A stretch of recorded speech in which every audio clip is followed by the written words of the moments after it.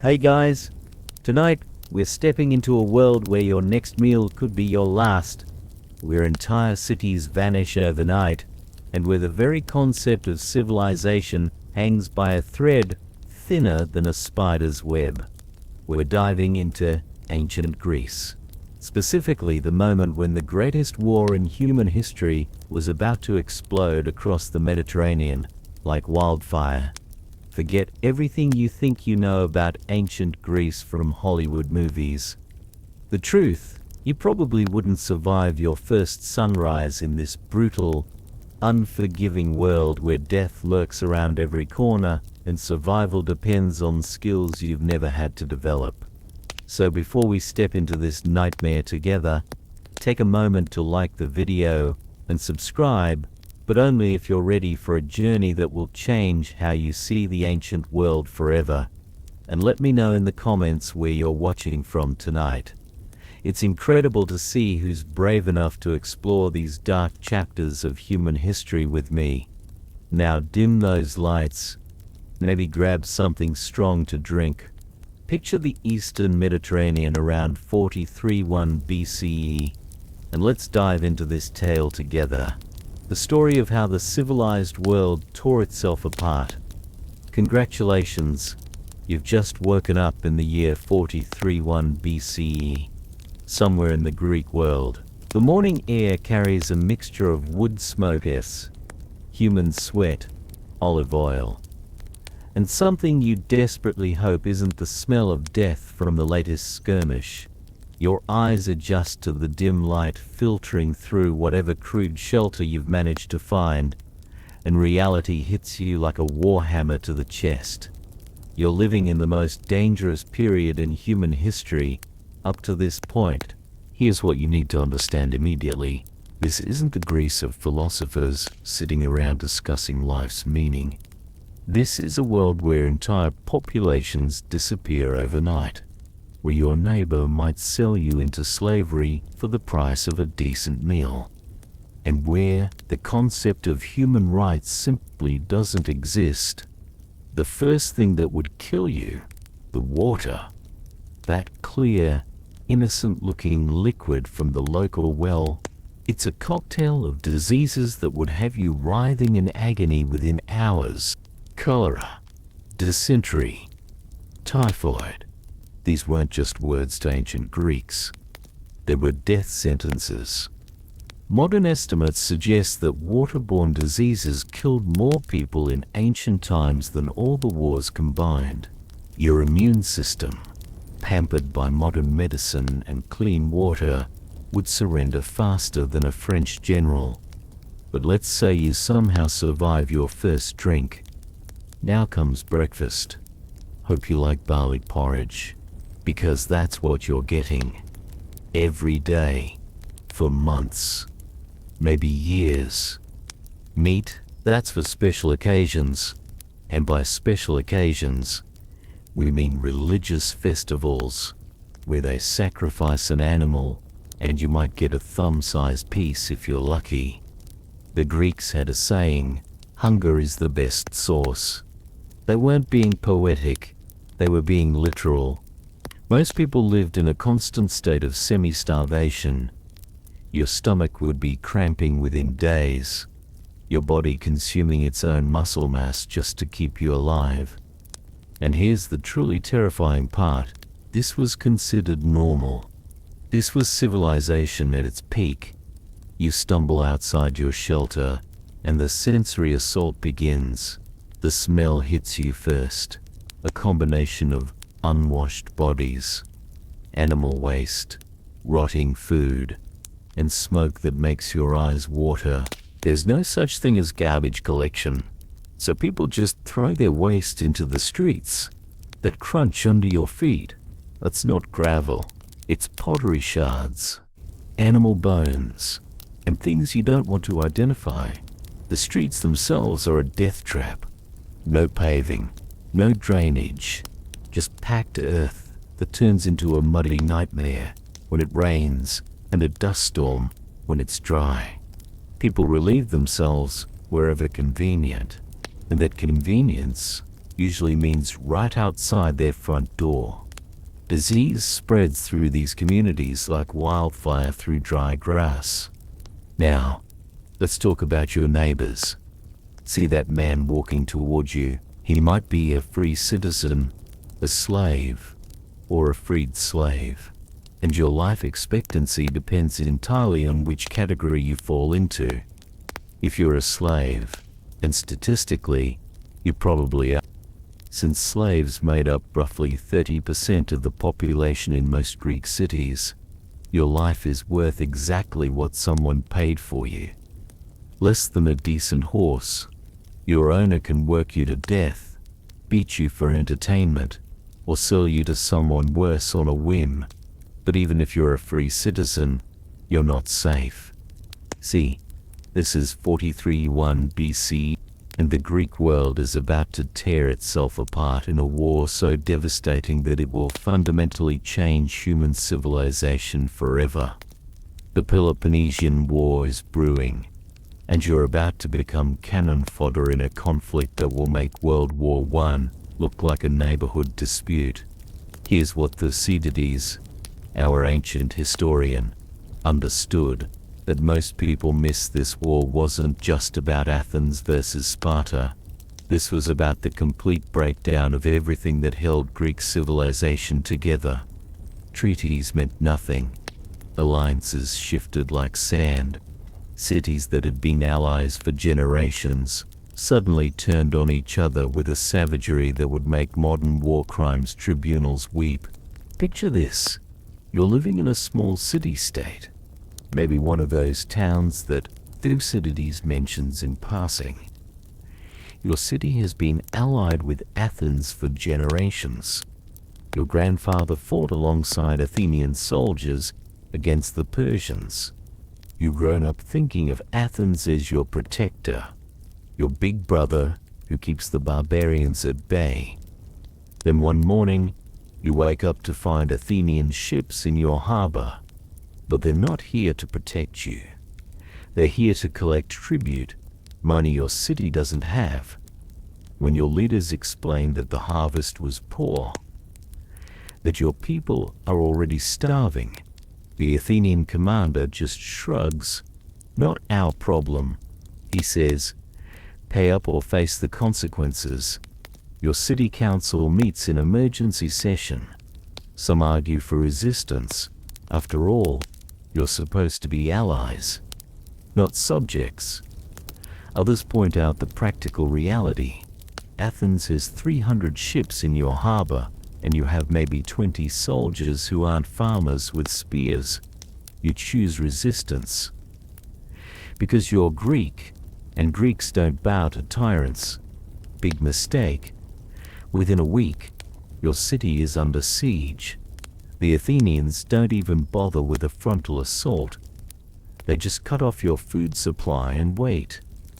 They've done this before. They know exactly how long it takes for a city to starve. The first week, everyone's optimistic.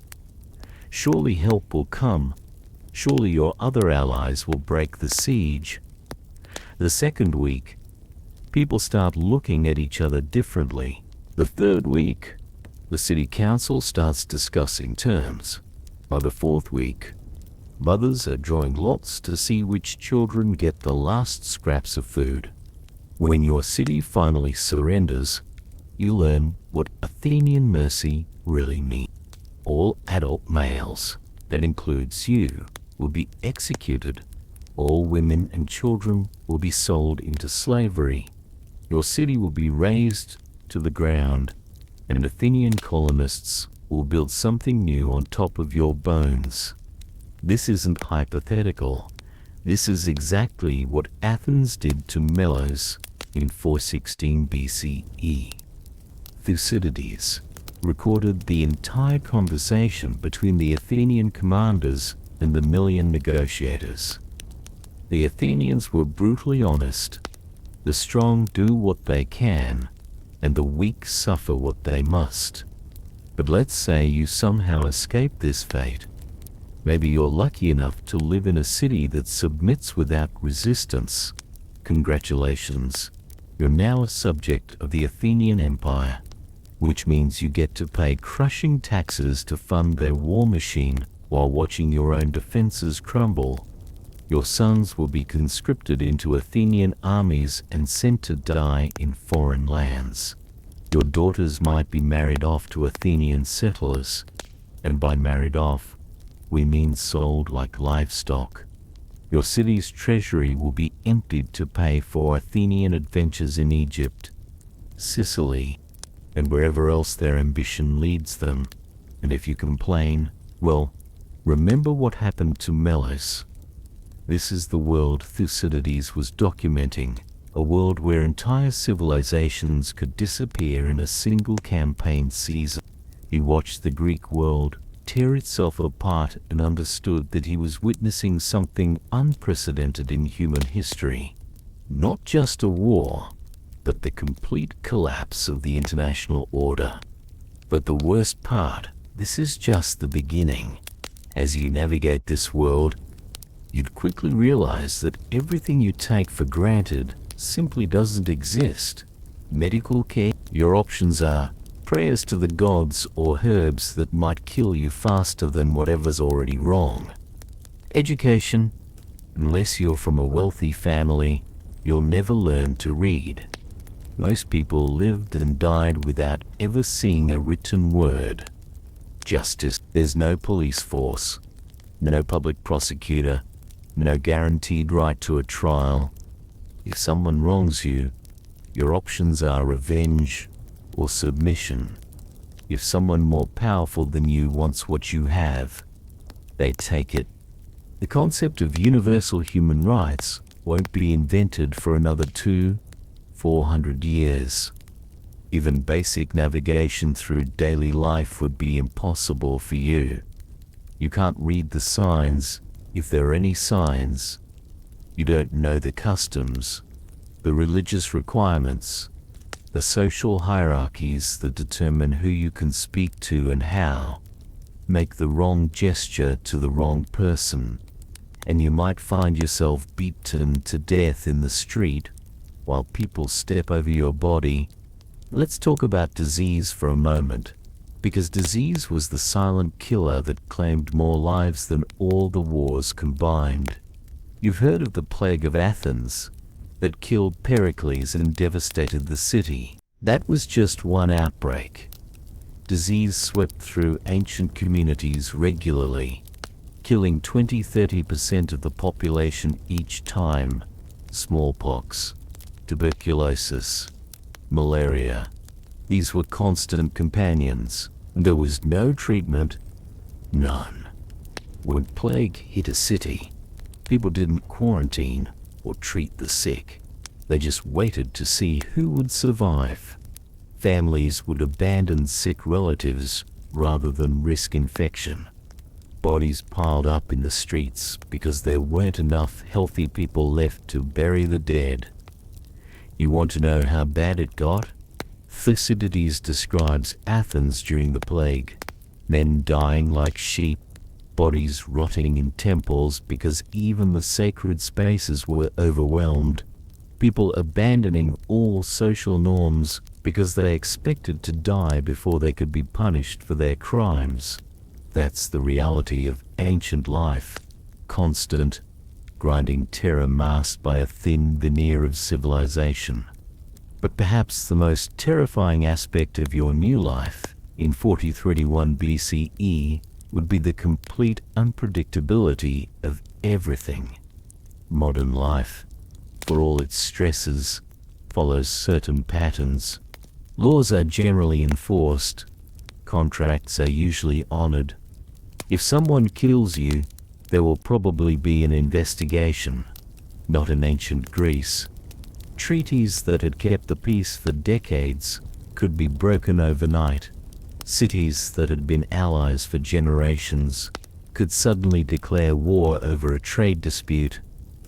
Your entire world could change between breakfast and dinner, and there was absolutely nothing you could do about it.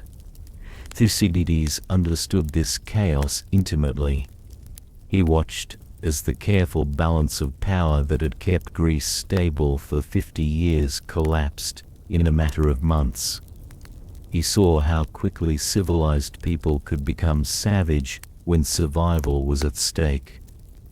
He documented the complete breakdown of everything that made Greek society function. The Corcyra affair that started this whole mess. That was just the spark. The real kindling had been building for decades. Athens growing stronger. Sparta growing more fearful. Smaller cities caught between them like grass between millstones. Everyone could see the war coming, but no one could stop it. You're living through the collapse of the first great democratic experiment in human history. Athens, the city that invented democracy, philosophy, and drama, is about to transform itself into a brutal imperial power that destroys everything it touches. Sparta, the military state that claimed to fight for Greek freedom, is about to ally with Persia, the same Persia that tried to conquer all of Greece just 50 years earlier. The irony would be almost funny if it weren't so deadly.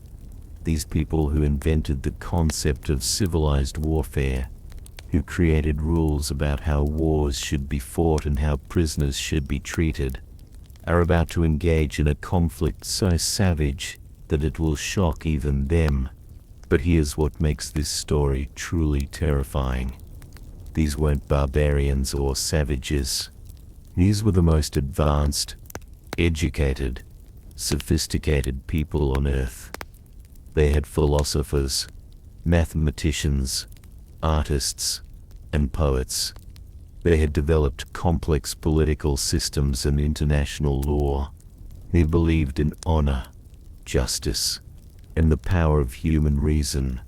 And yet, when the pressure mounted, when fear and ambition and desperation took hold, they abandoned every principle they claimed to value. They became monsters wearing the masks of civilized men.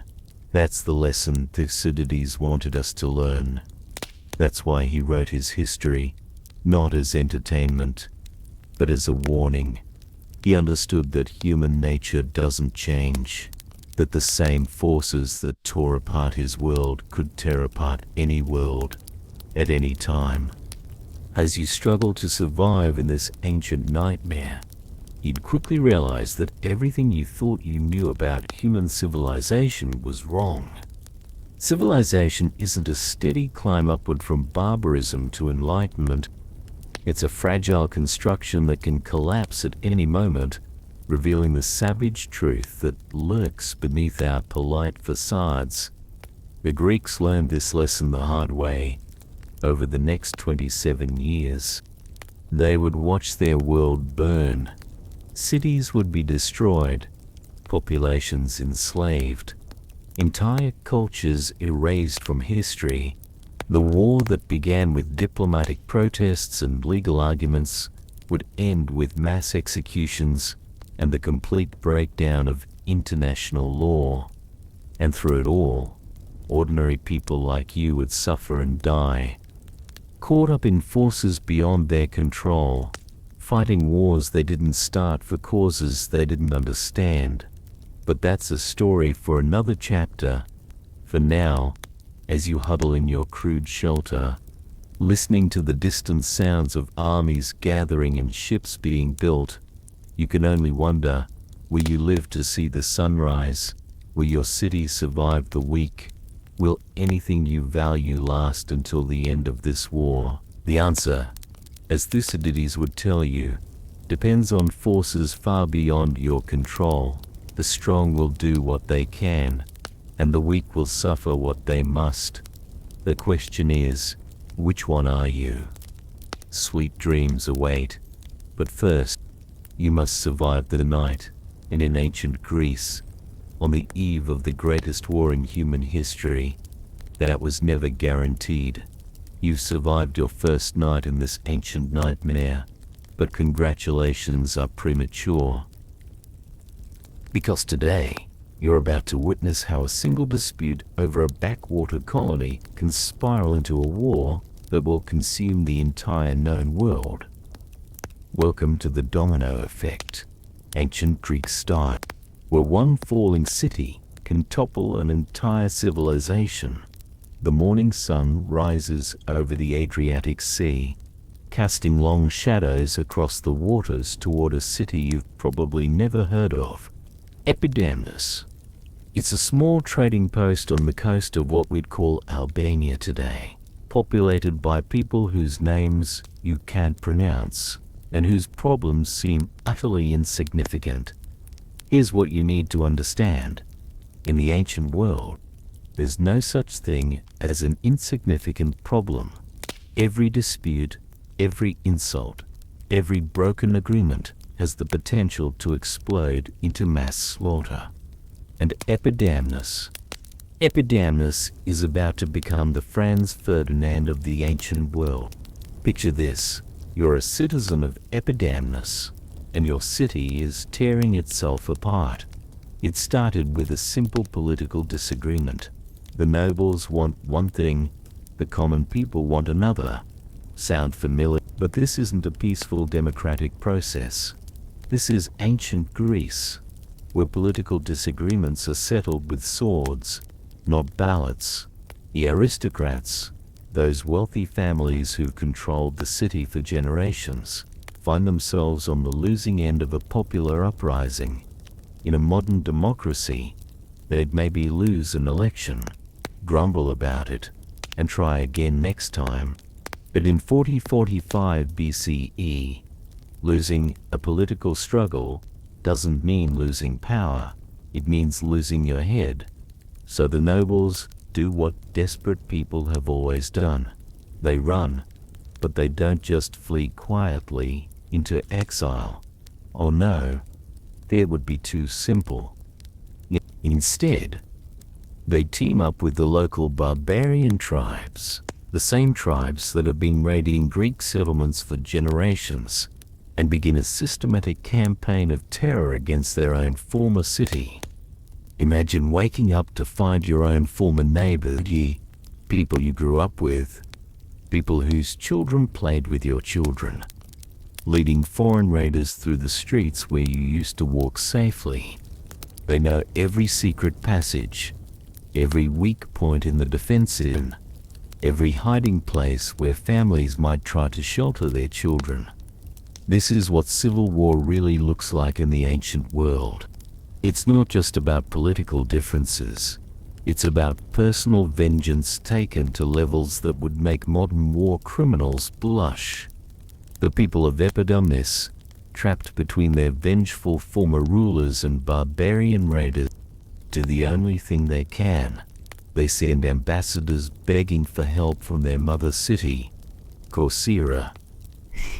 It's a reasonable request, after all. Corcyra founded Epidamnus. They have obligations, don't they? Here's where you learn your first lesson about ancient Greek politics. Obligations only matter when they're convenient. The Corcyrians listened to the desperate pleas from Epidamnus with all the compassion of a loan shark listening to a debtor's sob story. These are their own colonists, their own people, crying out for salvation. The Corcyrian response, not our problem.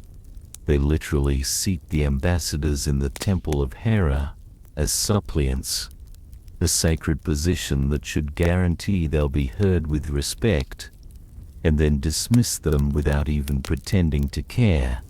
It's the ancient equivalent of hanging up on a desperate phone call from your own child. Why? Because helping Epidamnus would be expensive and dangerous. And the Corcyrians have grown fat and comfortable from their trade monopolies. They've become the kind of people who measure every decision by its impact on their profit margins. Sound familiar? But here's where the dominoes really start falling. Because the people of Epidamnus, faced with extinction, make a decision that will change the course of history. If their mother city won't help them, they'll find someone who will.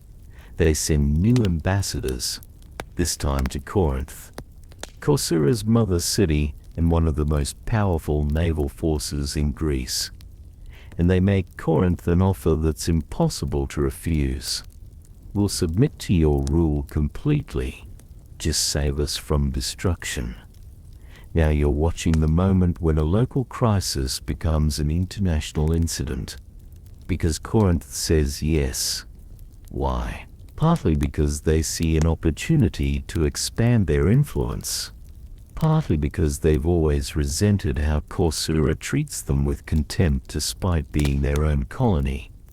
But mostly because ancient Greek politics runs on a combination of greed, pride, and vendetta that makes modern international relations look positively civilized. Corinth announces they're sending colonists and soldiers to Epidamnus. They're not just accepting the city's submission, they're turning it into a major recruitment drive. They offer land, citizenship, and profit shares to anyone willing to join the expedition. The response is overwhelming. This is where you'd see the true face of ancient Greek imperialism. It's not the noble democratic expansion that gets taught in schools. It's a predatory system where stronger cities devour weaker ones. And the only question is, who gets to do the devouring? But Corcyra isn't about to let this slide. The moment they hear that Corinth has accepted Epidamnus's submission, they explode with rage. Not because they care about Epidamnus. Remember, they refused to help when their colony was crying for aid. No, they're furious because Corinth is moving into what they consider their sphere of influence. This is like two crime families fighting over territory. Except the territory includes entire cities full of innocent people who just want to live their lives in peace. Corcyra's response is swift and brutal. They launch a fleet of 25 ships, a massive force for the time, and sail directly to Epidamnus with an ultimatum: take back the exiled nobles, dismiss the Corinthian garrison, or we'll destroy your city. Think about the sick irony here. Corcyra refused to help Epidamnus when the city was being torn apart by civil war and barbarian raids. But the moment Epidamnus finds protection elsewhere, Corcyra shows up with overwhelming force to tear the city apart again. The people of Epidamnus, faced with this impossible choice, do what any rational people would do. They ignore the ultimatum. They've already seen what Corcyrian help looks like. They'd rather trust their fate to Corinth than submit to the city that abandoned them in their darkest hour. Big mistake, because Corcyra doesn't make idle threats. What follows is a siege that showcases everything horrifying about ancient warfare. Corcyra doesn't just blockade the city. They systematically destroy everything that makes life possible. They cut off food supplies, poison water sources, and prevent any ship from reaching the harbor. They're not trying to conquer Epidamnus, they're trying to murder it. And just to make sure everyone understands their complete contempt for human decency, they bring the exiled nobles with them. The same nobles who had been leading barbarian raids against their own people are now part of the rescue force. Picture yourself trapped inside Epidamnus during this siege. You're watching your children grow thinner each day as the food runs out. You're seeing neighbors collapse from diseases that spread through the overcrowded, unsanitary conditions. You're listening to the sounds of bombardment that could kill you at any moment. And through it all, you know that this isn't happening because of any great principle or noble cause. It's happening because two groups of wealthy merchants can't agree on who gets to exploit your city. Meanwhile, Corinth isn't sitting idle. They're assembling the largest military expedition in their history.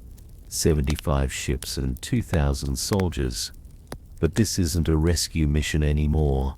This is the beginning of a naval arms race that will drag the entire Greek world into war. Here's where you need to understand the scale of what's happening. 75 ships might not sound like much to modern ears, but in 405 BCE, this represents a significant portion of the entire Greek navy. Corinth is essentially declaring that they're willing to fight a major war over a single colonial city, but they're not going alone. They've called in favors from allies across the Peloponnese. Megara contributes 8 ships. Epidaurus sends 5. Hermione, Troezen, Lucas, and Bracia, cities you've never heard of, are suddenly committing their entire naval forces to this conflict. Why? Because everyone can see what's really happening here. This isn't about Epidamnus anymore. This is about whether Corinth or Corcyra will dominate the trade routes that connect Greece to the wider world, and those trade routes are the lifelines that keep every Greek city alive. As you watch these fleets being assembled, you'd realize you're witnessing something unprecedented in human history. The first truly international war. Previous conflicts have been local affairs, one city against another, or regional coalitions fighting over specific territories, but this conflict is pulling in cities from across the Mediterranean, all because of a dispute that started with local politics in a backwater colony. The naval battle that follows off the coast of Epidamnus is unlike anything the world has ever seen. 80 Corcyraean ships face 75 Corinthian vessels in a clash that involves over 15,000 men. To put that in perspective, this single naval battle involves more combatants than many entire wars in previous centuries. But this isn't the choreographed naval combat you see in movies. Ancient naval warfare is brutal, chaotic, and terrifying. Ships ram into each other at full speed, trying to smash holes in enemy hulls. Soldiers fight hand-to-hand on deck while the ships themselves are sinking beneath them. Men who fall overboard either drown immediately or die slowly from their wounds while floating in water turned red with blood. The Corcyraeans win decisively, destroying 15 Corinthian ships and killing or capturing over 2,000 men. But their victory comes with a price that reveals the true moral bankruptcy of this entire conflict. After the battle, Corcyra sets up a trophy, a monument celebrating their victory. But they don't just commemorate their military success. They make a statement about their values by executing all their prisoners except the Corinthians, whom they keep as political hostages. Think about what this means. These are Greek-fighting Greeks, people who share the same language, the same gods, the same cultural heritage. But Corcyra murders captive allies of Corinth while sparing Corinthian prisoners who might be useful for negotiations. This is the moment when the rules of civilized warfare begin to break down. The idea that enemies deserve basic human dignity, that prisoners should be treated with mercy, that warfare should have limits. All of these concepts start dying in the waters of Epidamnus. Meanwhile, inside the besieged city, the end finally comes. After months of starvation and bombardment, Epidamnus surrenders. The terms reveal exactly what this war was really about. All foreigners, meaning the Corinthian garrison and colonists, will be sold into slavery. The Corinthians will be held as prisoners for future negotiations. Notice what's missing from these terms. Any mention of the original political dispute that started this whole mess.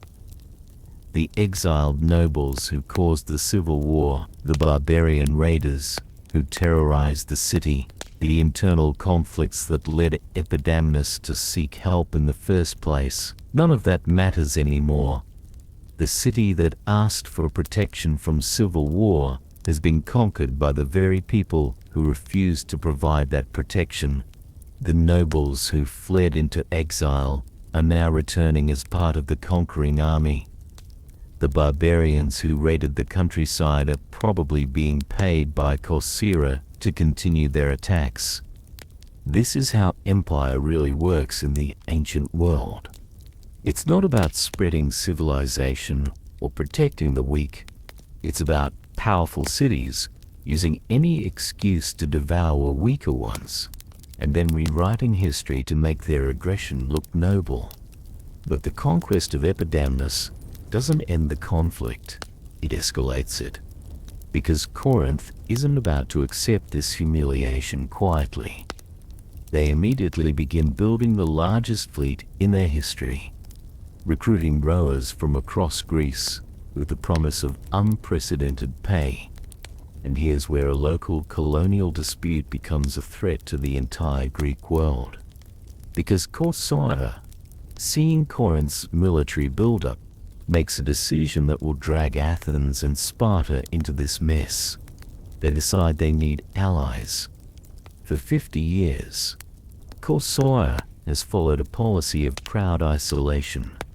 They've refused to join either the Athenian or Spartan alliance systems, preferring to rely on their naval power and geographic position to maintain independence. They've looked down on other cities for getting entangled in international politics. But now, faced with Corinthian revenge, their splintered isolation suddenly looks like dangerous vulnerability. So they do something unprecedented. They send ambassadors to Athens, asking to join the Athenian alliance. This is the moment when you'd realize that everything is about to change forever. Because Athens accepting Corcyra's alliance doesn't just mean gaining a powerful naval ally. It means declaring that they're willing to fight Corinth, which means fighting Sparta, which means the end of the 30-year peace that has kept the Greek world stable. The debate in the Athenian assembly reveals everything you need to know about how international politics really works. Neither side pretends this is about justice or principle. It's about power, pure and simple. The Corcyrians make their case with brutal honesty. We're the second largest naval power in Greece.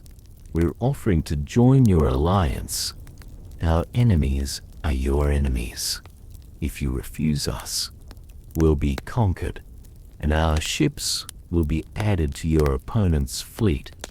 Either you gain a powerful ally, or your enemies do. Corinth's response is equally blunt. These people ignored you for 50 years when they were strong. Now they're in trouble and suddenly want to be your friends. If you help them, you'll be rewarding treachery and encouraging other cities to think they can betray their allies whenever convenient. Both sides are right.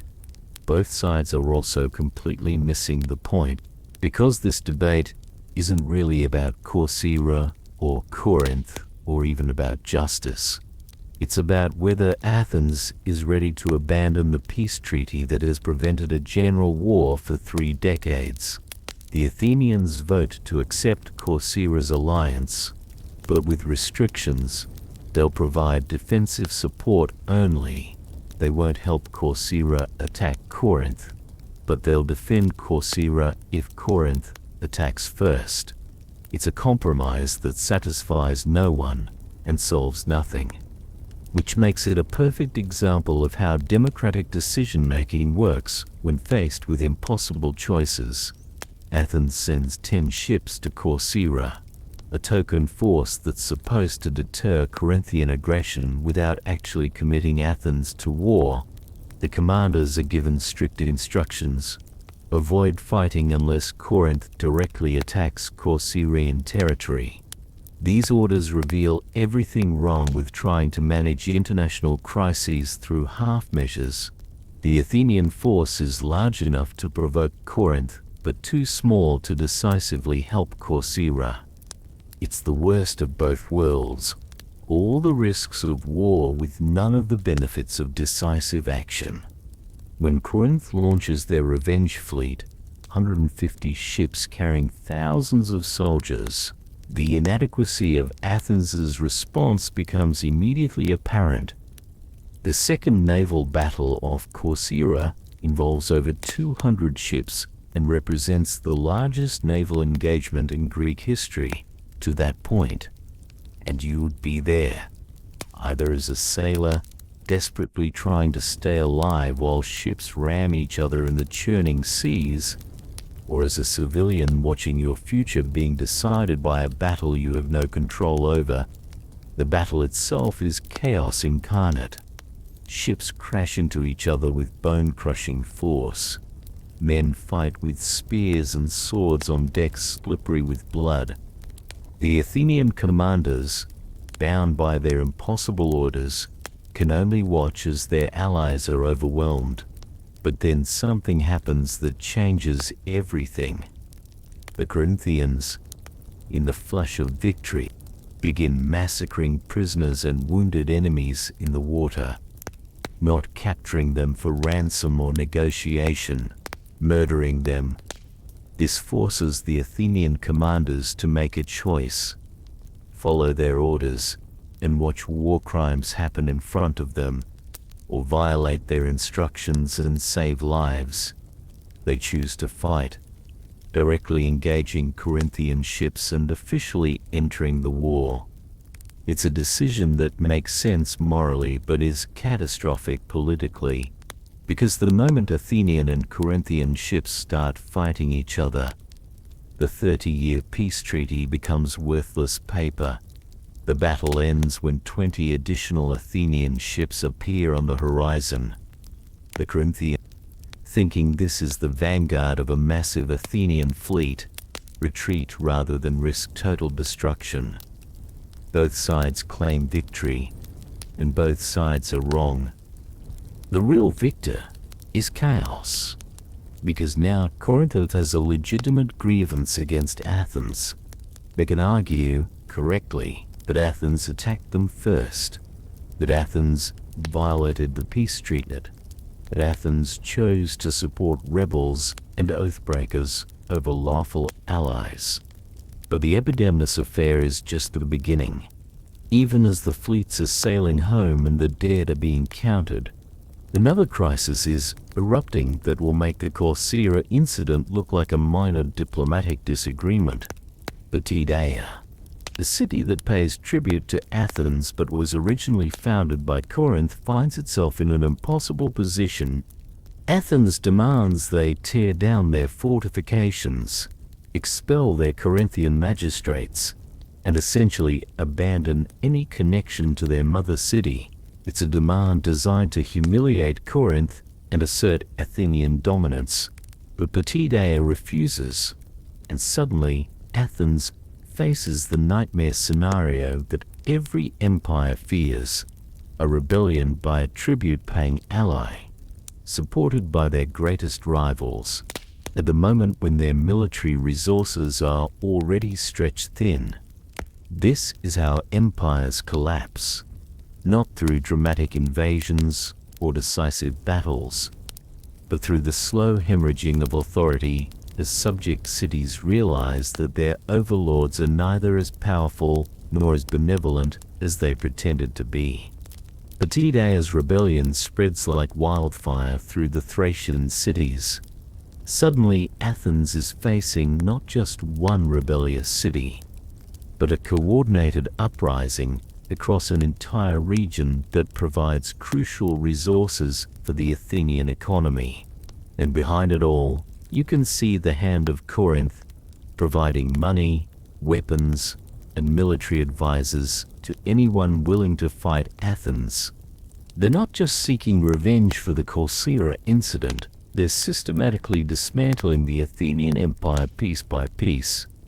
The siege of Potidaea becomes a grinding nightmare that drains Athenian resources and reveals the brutal reality of Imperial warfare. Athens doesn't just besiege the city, they surround it with a double wall designed to starve the population into submission. Men, women, and children trapped inside the city begin dying of hunger while Athenian soldiers camp outside, waiting for surrender. This is how the defenders of democracy wage war, not through noble combat between warriors, but through the systematic starvation of entire populations. It's a preview of the total warfare that will characterize the coming conflict. Meanwhile, Corinth sends a force of 600 soldiers under one of their best generals to break the siege. The battle that follows showcases everything horrifying about ancient combat. Hand-to-hand fighting with spears and swords, men dying in the mud, bodies piling up as each side tries to break the other's will. The Athenians win, barely, but their victory costs them 150 citizens, including their commanding general. For a city-state, these aren't just military casualties, they're irreplaceable losses that weaken the entire community. But Petidia still refuses to surrender. The siege drags on, month after month, consuming Athenian resources and patience. The city becomes a bleeding wound that drains Athenian strength while providing a rallying point for everyone who hates Athenian rule. And through it all, you'd see how propaganda works in the ancient world. Athens claims they're fighting to preserve democracy and Greek freedom. Corinth insists they're defending the rights of individual cities against imperial tyranny. Both sides invoke the gods, cite ancient precedents, and make passionate appeals to justice. But when you strip away the rhetoric, what you see is two groups of wealthy oligarchs fighting for control of trade routes and tribute payments, while ordinary people pay the price in blood.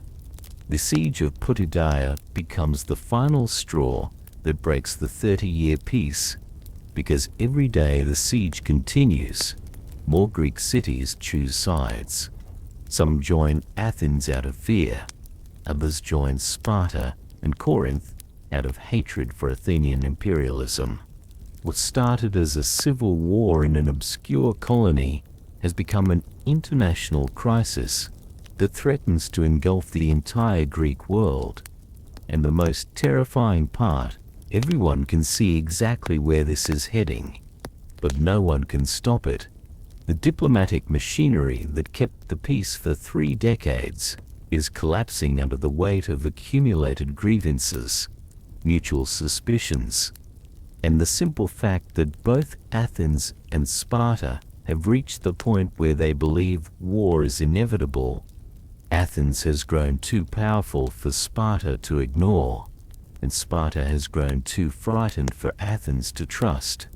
The careful balance that prevented general war has become unstable, and every new crisis pushes both sides closer to the edge.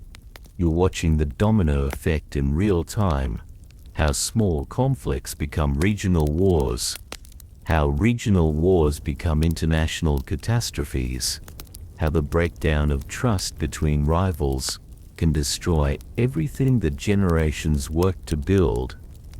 The most chilling part, the people making these decisions aren't monsters or madmen.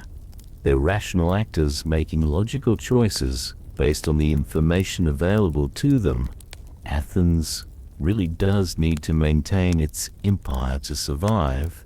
Sparta really is threatened by Athenian expansion. Corinth really has been humiliated and needs to restore its reputation. Every decision makes sense from someone's perspective, and yet the cumulative effect of all these rational decisions is about to produce the most irrational outcome possible. A war that will destroy everything all sides claim to value.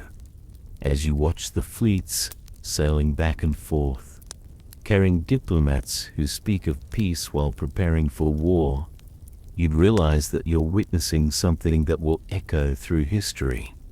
The pattern of how local conflicts escalate into global catastrophes, how the failure of diplomacy leads to the triumph of violence, how civilized people can convince themselves that mass slaughter is not just necessary, but noble.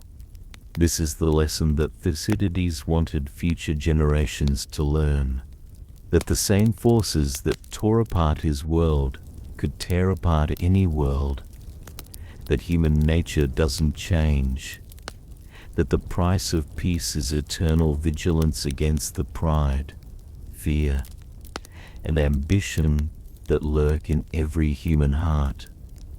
The stage is set, the armies are mobilizing, the alliances are crystallizing, and somewhere in the distance, you can hear the sound of the greatest war in human history beginning to unfold.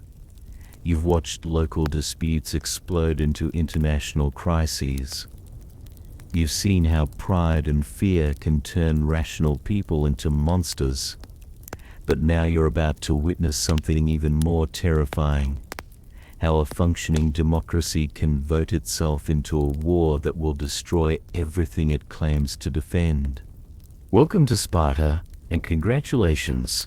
You've just stepped into the most militarized society in human history. Every breath you take here is regulated, every movement monitored, every thought shaped by a system designed to produce perfect killing machines. Think North Korea, with bronze weapons and a religious obsession with death in battle. The morning mist rises from the Euphrates River as you find yourself standing in the assembly grounds of Laotaimon. Around you, the most feared warriors in the Greek world are gathering to decide the fate of civilization. These aren't politicians or diplomats. These are men who've been trained from childhood to view violence as the highest form of virtue, and they're terrified. That's the thing about Sparta that doesn't make it into the Hollywood movies. For all their martial prowess, for all their legendary courage in battle, the Spartans live in constant, gnawing fear. Fear of their own slaves, who outnumber them 10-1. Fear of change that might weaken their iron grip on power. And now, most terrifyingly of all, fear of Athens. You're watching the death of the balance of power that has kept Greece stable for 50 years. Athens has grown from a regional power into a maritime empire that dominates half the Mediterranean. Their fleet can strike anywhere. Their wealth can buy allies and mercenaries. Their democratic ideals threaten the very foundation of Spartan society. The irony is suffocating. Sparta, which claims to fight for Greek freedom, is about to declare war because another Greek city has become too free, too prosperous, too successful. Athens, which invented democracy, is about to use its democratic institutions to vote for a war that will ultimately destroy democracy itself. The Corinthian ambassadors have arrived, and they're not here to make polite diplomatic requests. They're here to deliver an ultimatum disguised as an alliance meeting.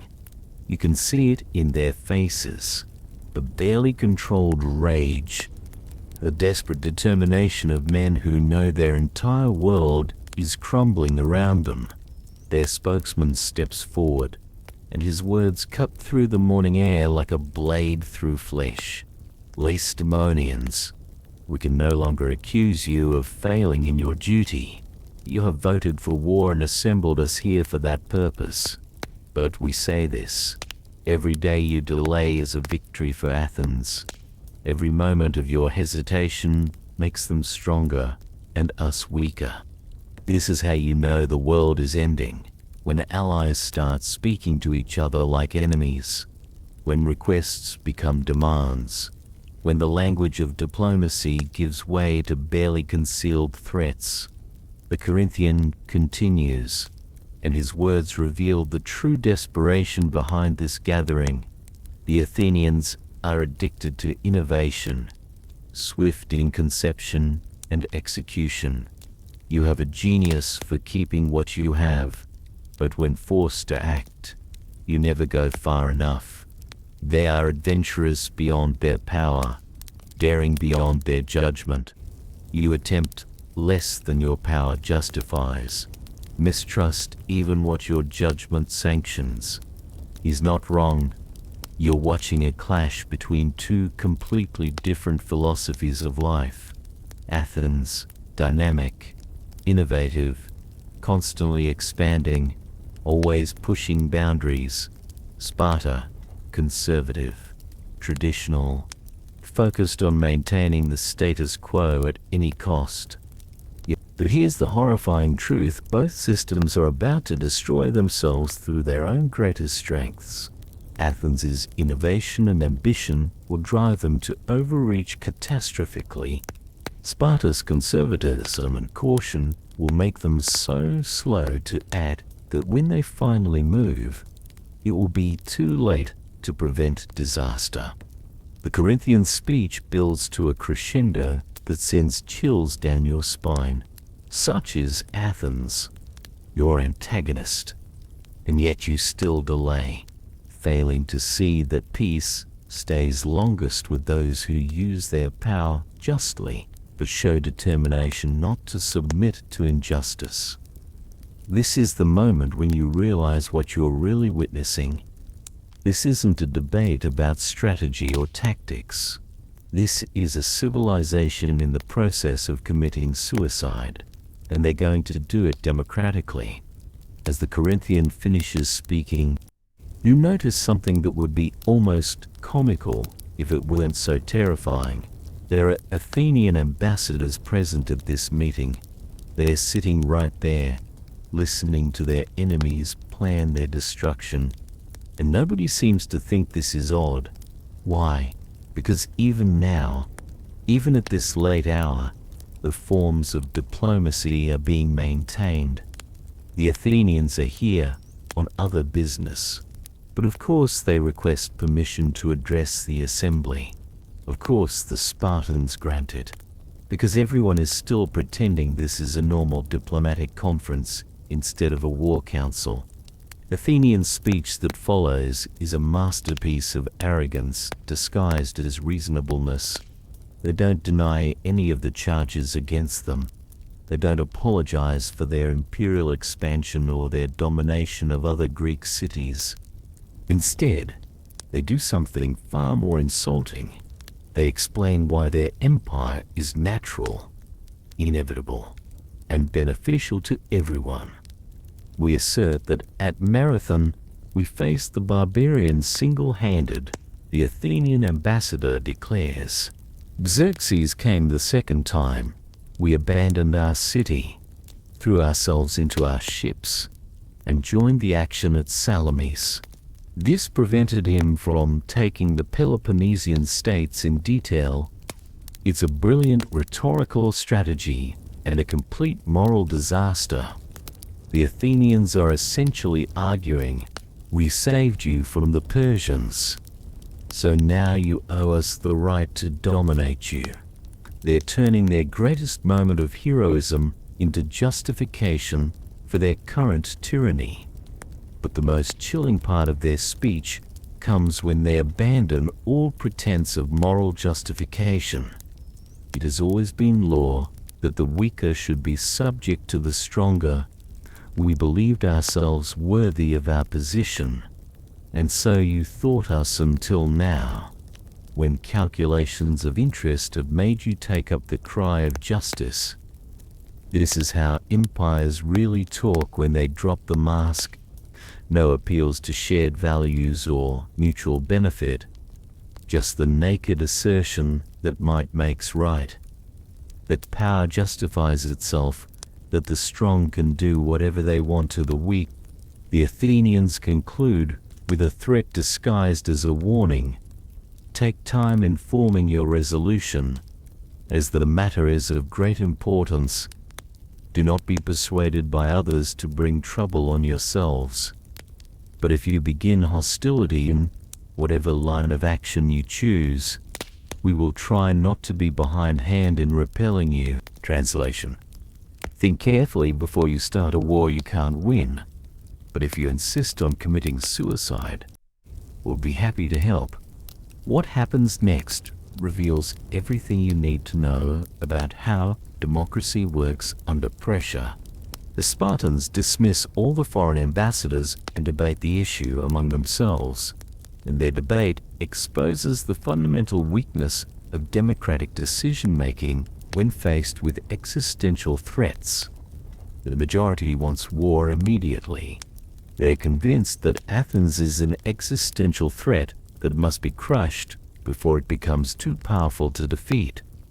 They see the Athenian Empire expanding, their own allies defecting, their traditional way of life under assault from democratic ideas and commercial values. But then King Archidamus stands up to speak, and his words reveal the terrible tragedy of what's about to unfold. Archidamus is old, experienced, and wise. He's fought in more wars than most of these young firebrands have ever seen. And he understands something that the war party refuses to acknowledge.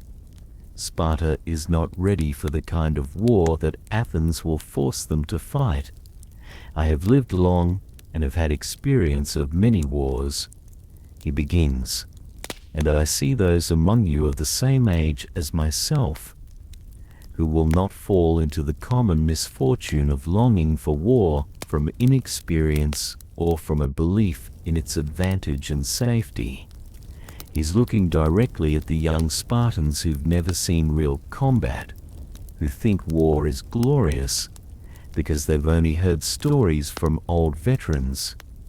He knows what they don't, that war is a monster that devours everything in its path, including the people who unleash it. His strategic analysis is devastating in its clarity.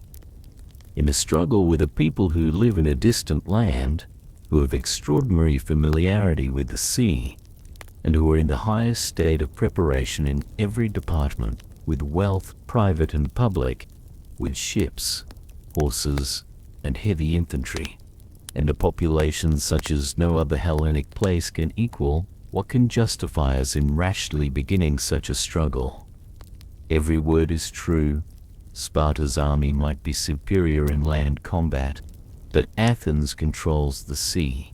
Sparta is poor, Athens is rich. Sparta's population is limited by their rigid social system. Athens can recruit allies and mercenaries from across the Mediterranean. Archidamus understands what the war party refuses to see. This won't be a quick, decisive conflict settled by a single battle. This will be a long, grinding war of attrition that will test every aspect of both societies. And Athens is better prepared for that kind of war in almost every way that matters. I fear rather that we may leave it as a legacy to our children, he warns. So improbable is it that the Athenian spirit will be the slave of their land, or Athenian experience be cowed by war.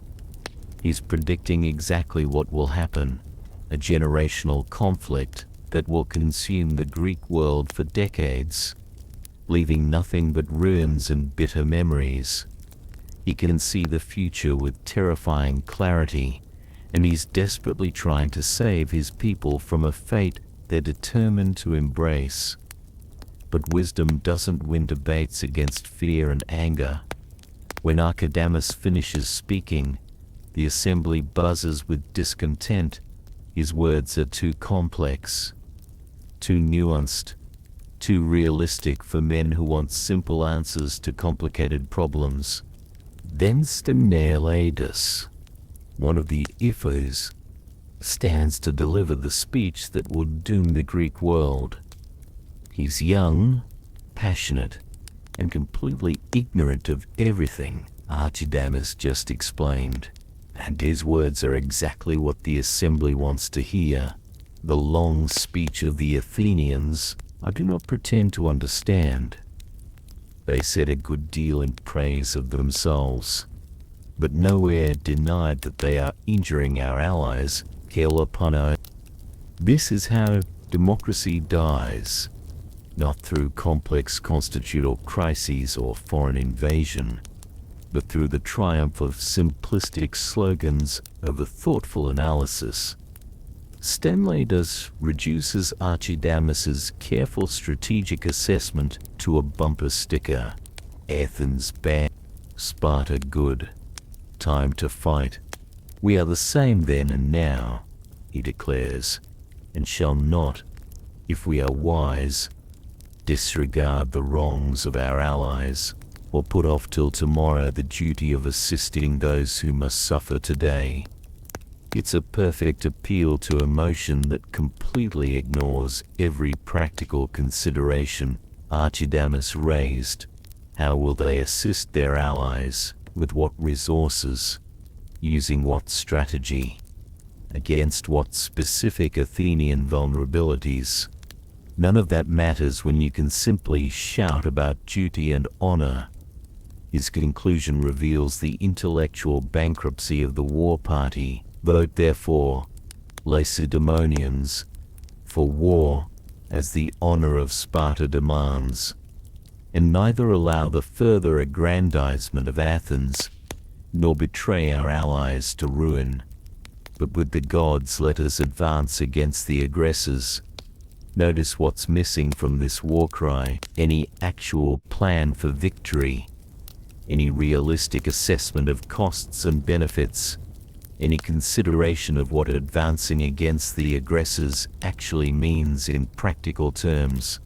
This is ideology in its purest, most dangerous form, the belief that good intentions and moral superiority are sufficient to overcome material disadvantages and strategic realities.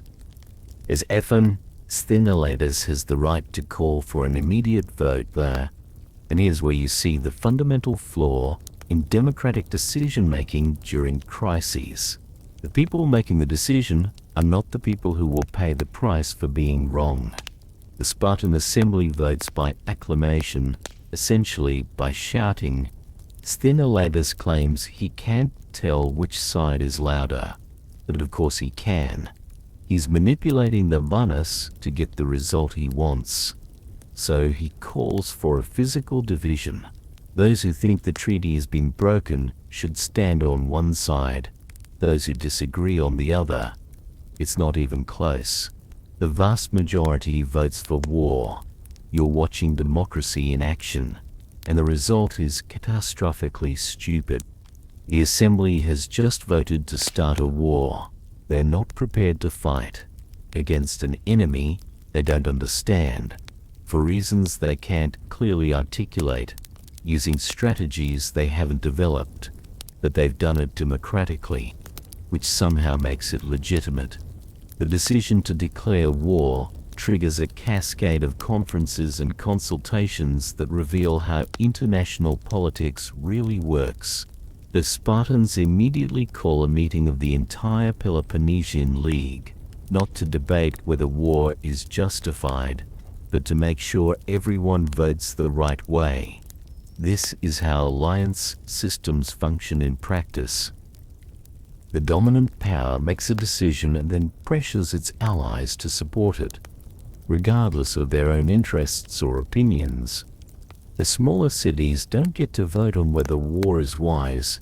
They only get to choose between supporting Sparta or facing Spartan punishment for disloyalty. One by one, the allies fall in line. Some genuinely support the war effort. Others are terrified of being left defenseless if they refuse. Still others see an opportunity to settle old scores with Athenian allies or seize territory they've always coveted. The result is inevitable. The Peloponnesian League votes for war, but this democratic mandate is built on a foundation of fear, coercion, and self-interest. that has nothing to do with the justice of the cause or the wisdom of the decision. As you watch these votes being tallied, you'd realize that you're witnessing the birth of the modern military-industrial complex. War has become its own justification. The machinery of violence has developed momentum that carries everyone along regardless of their individual preferences. The Spartans begin preparations immediately, but even their military planning reveals the fundamental contradictions in their position. They're preparing to fight a land war against a sea power, to besiege cities they can't reach, to defeat an enemy whose greatest strength lies in areas where Sparta is weakest. Meanwhile, they launch a propaganda campaign designed to make their aggression look like self-defense. They send ambassadors to Athens with a series of demands that they know Athens cannot accept, creating the pretext for claiming that Athens is the real aggressor. The first demand is particularly revealing. Athens must drive out the curse of the goddess. They're referring to an ancient religious pollution supposedly connected to Pericles' family, essentially demanding that Athens exile its most important political leader as the price of peace. It's a demand assigned to be rejected. No sovereign state could accept foreign dictation of its internal political arrangements. But when Athens refuses, Sparta can claim that Athens is being unreasonable and obstructionist. Athens responds with counter-demands, equally designed to be rejected. Sparta must drive out the curse of Tanarus and atone for various ancient violations of religious law. Its diplomatic theater performed for domestic audiences, not serious negotiation. The real negotiations center on the Megara Decree, Athens' economic blockade of Megara that has crippled that city's economy. Sparta demands its revocation as the price of peace. Athens refuses, arguing that Megara's economic problems are self-inflicted. Here's where you see how economic warfare becomes military warfare. The Megara Decree is crushing a small city economically, but it's not technically an act of war. It's the ancient equivalent of economic sanctions, a way of inflicting pain without crossing the formal threshold of military conflict. But Sparta treats it as a casus belli anyway, because they need a pretext for war, and this is the best they can find. The suffering of Megaraean merchants becomes justification for a conflict that will kill hundreds of thousands of people across the Greek world. As the final diplomatic exchanges play out, you'd see how both sides are maneuvering for propaganda advantage rather than seriously seeking peace. Each demand is calculated to make the other side look unreasonable. Each rejection is designed to justify predetermined decisions. The last Spartan embassy arrives with the ultimatum that everyone has been expecting. Lacedaemon wishes the peace to continue, and there is no reason why it should not. If you would leave the Hellenes independent, it's a masterpiece of diplomatic hypocrisy. Sparta, which dominates the Peloponnese through military force and treats its allies as vassals, is demanding that Athens abandon its empire in the name of Greek freedom. But it's also strategically brilliant because it forces Athens to choose between admitting they're an imperial power or defending an empire they claim doesn't exist. Pericles rises to respond, and his speech reveals the true character of Athenian democracy under pressure. He doesn't pretend Athens is innocent. He doesn't claim moral superiority. Instead, he makes a calculation based purely on power and interest. There is one principle which I hold to through everything, he declares, and that is the principle of no concession to the Peloponnesians. Not justice, not peace, not the welfare of the Greek world, just the naked assertion that Athens will not back down regardless of the consequences. His strategic analysis is as cold-blooded as it is accurate. Personally engaged in the cultivation of their land, without funds either private or public, the Peloponnesians are incapable of often manning a fleet or sending out an army. They cannot afford the absence from their homes, the expenditure from their own funds. He's describing exactly the strategic disadvantages that Archidamus warned about from the Spartan side. Athens can afford a long war. Sparta cannot. Athens controls the sea. Sparta doesn't. Athens has diverse revenue sources. Sparta depends on agriculture. But then Pericles reveals the fatal flaw in Athenian thinking. If they march against our country, we will sail against theirs. And it will then be found that the desolation of the whole of Attica is not the same as that of even a fraction of Peloponnese. He is planning to abandon Attica, the farmland that feeds Athens, and rely entirely on maritime resources and imports. It's a strategy that might work militarily, but ignores the psychological and political costs of watching your homeland burn. Pericles concludes with words that will haunt Athens for the next 3 decades. We must cry not over the loss of houses and land, but of men's lives, since houses and land do not gain men, but men them.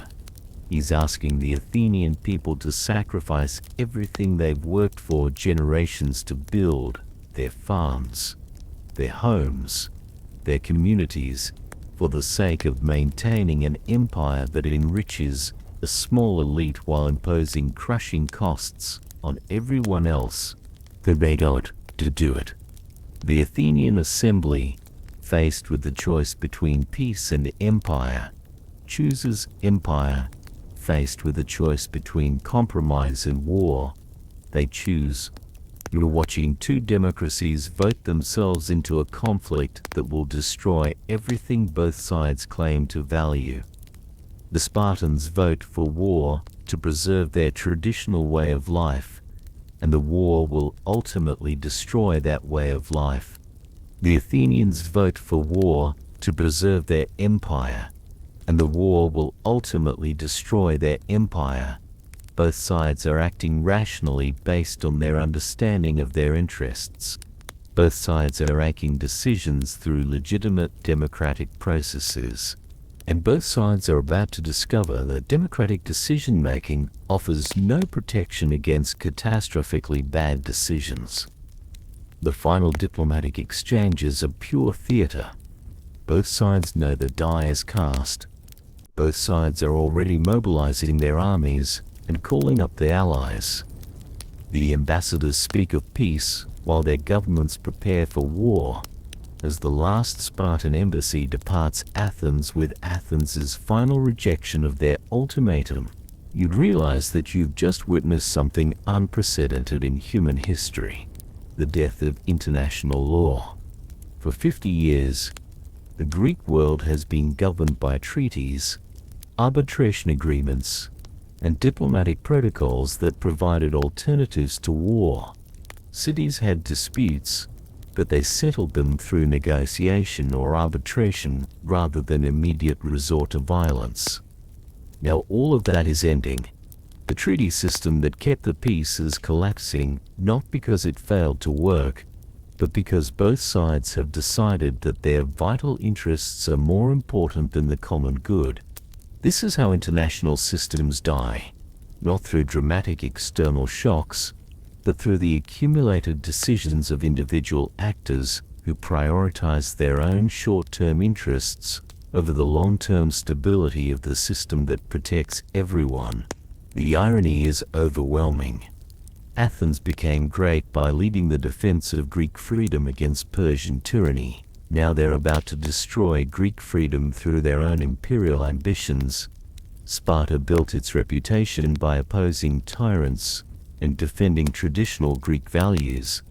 Now they're about to ally with Persia, the same Persia they once fought to destroy the city that saved Greece from Persian conquest.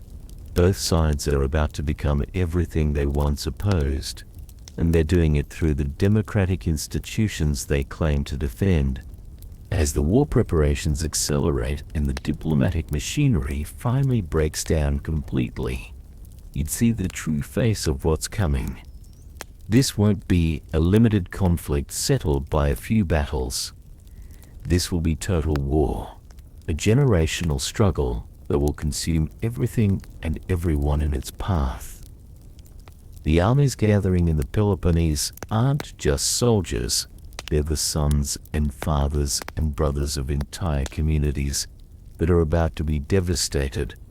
The fleets assembling in Athens' harbors carry not just marines and rowers, but the hopes and dreams of a democracy that's about to discover the price of imperial ambition. You're standing at the moment when the ancient world begins its descent into darkness, when the greatest civilization in human history to that point starts the process of destroying itself, when democracy votes for its own destruction and calls it wisdom. The most terrifying part, everyone can see what's coming. Archidamus predicted it with heartbreaking accuracy. Pericles understood the costs and chose to pay them anyway. Even ordinary citizens on both sides knew this war would be different, more destructive, more comprehensive than anything that had come before. But knowing the price and being willing to pay it are different things.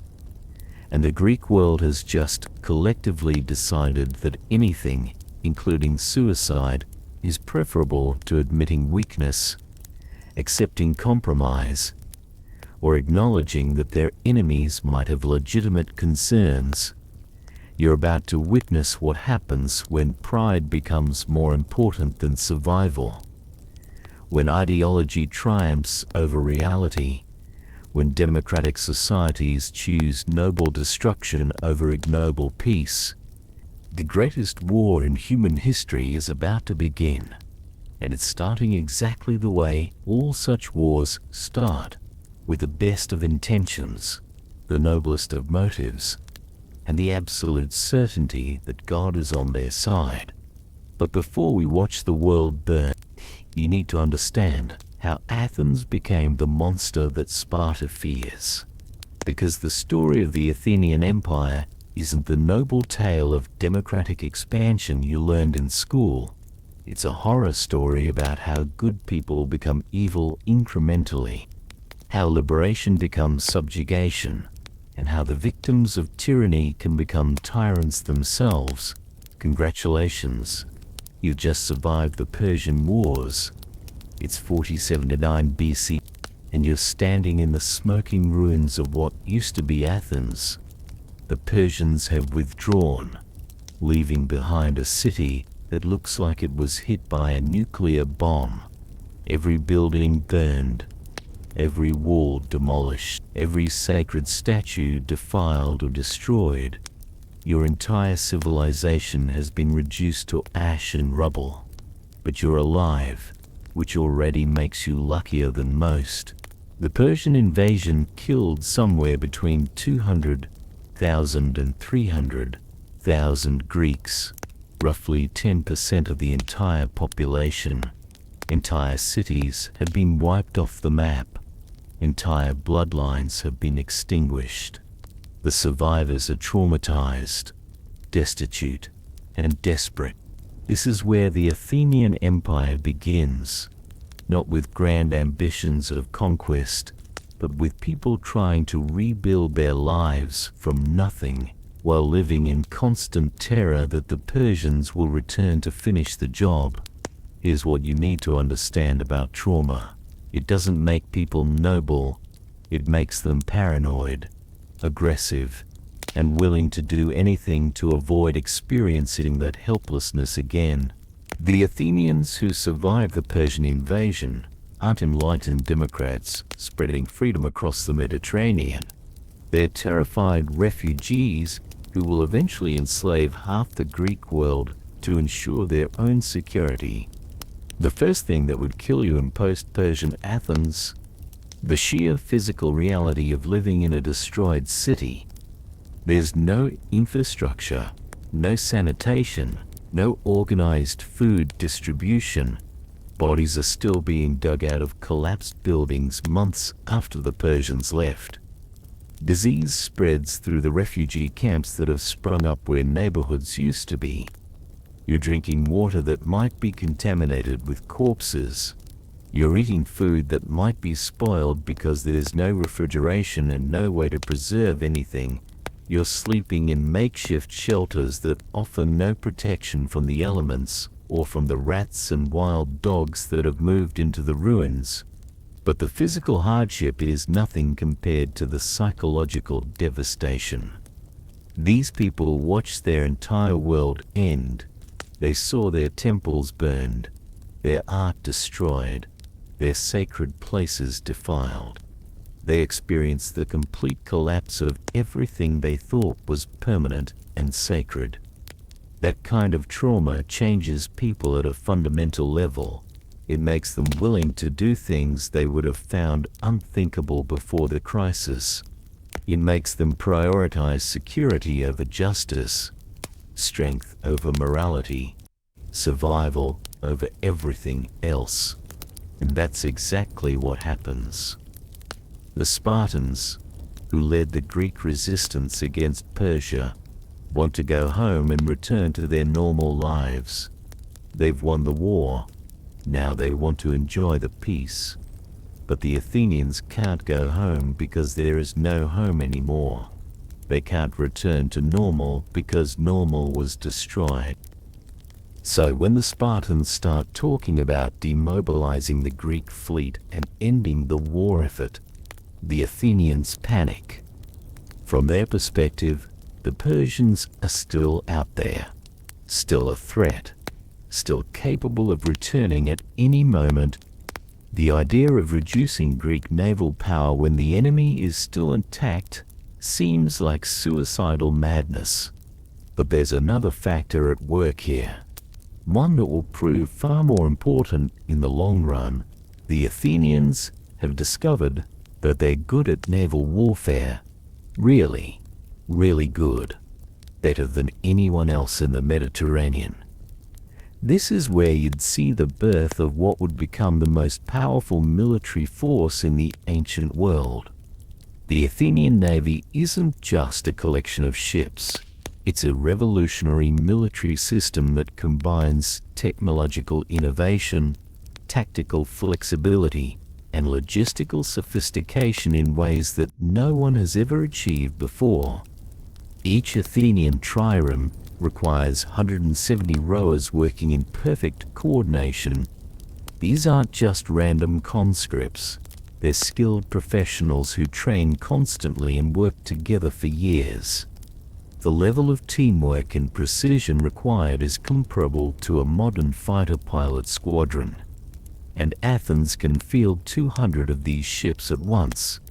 That means they can coordinate the movements of 34,000 elite sailors across hundreds of miles of ocean, striking multiple targets simultaneously while maintaining supply lines and communication networks that span the entire eastern Mediterranean.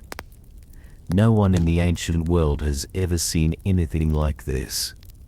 It's like watching the invention of modern combined arms warfare or strategic bombing. The Athenians have created a military capability that makes traditional land-based armies look obsolete. But military power without political purpose is just organized violence.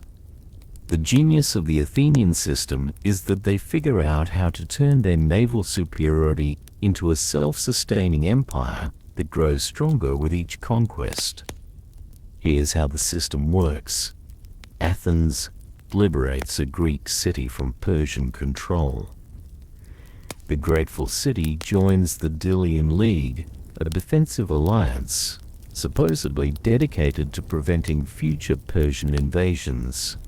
Each member contributes either ships or money to the Common Defense Fund. Sounds reasonable, right? What could be more noble than a mutual defense pact between free Greek cities? But here's the trap. Most cities choose to contribute money instead of ships, because maintaining a navy is expensive and complicated. They'd rather pay taxes and let Athens handle the military side of things. This seems like a smart decision at first. Why waste resources building ships when Athens already has the best navy in the world? Why risk your own citizens in naval battles when the Athenians are clearly better at it? But what these cities don't realize is that they're voluntarily disarming themselves by choosing to pay tribute instead of maintaining their own fleets. They're making themselves completely dependent on Athenian protection. And once you're dependent on someone's protection, you're no longer truly independent. The transformation happens gradually, almost imperceptibly. At first, Athens really is just coordinating the defense against Persia. They use the tribute money to build ships, train sailors, and launch expeditions against Persian strongholds. Everything seems legitimate and necessary. But then Athens starts making decisions unilaterally. They decide which cities are contributing enough. They determine which Persian targets are worth attacking. They set the tribute rates and collection schedules without consulting the supposed allies. When cities complain about these high-handed decisions, Athens has a simple response. You wanted us to handle the military affairs, so we're handling them. If you don't like our decisions, feel free to withdraw from the alliance and defend yourselves. Of course, withdrawal is impossible. These cities have already dismantled their own military forces. They have no ships, no trained sailors, no admirals who understand naval warfare. Trying to lead the Delian League would be like canceling your insurance policy in the middle of a hurricane. So the cities stay and gradually discover they're no longer allies, they're subjects.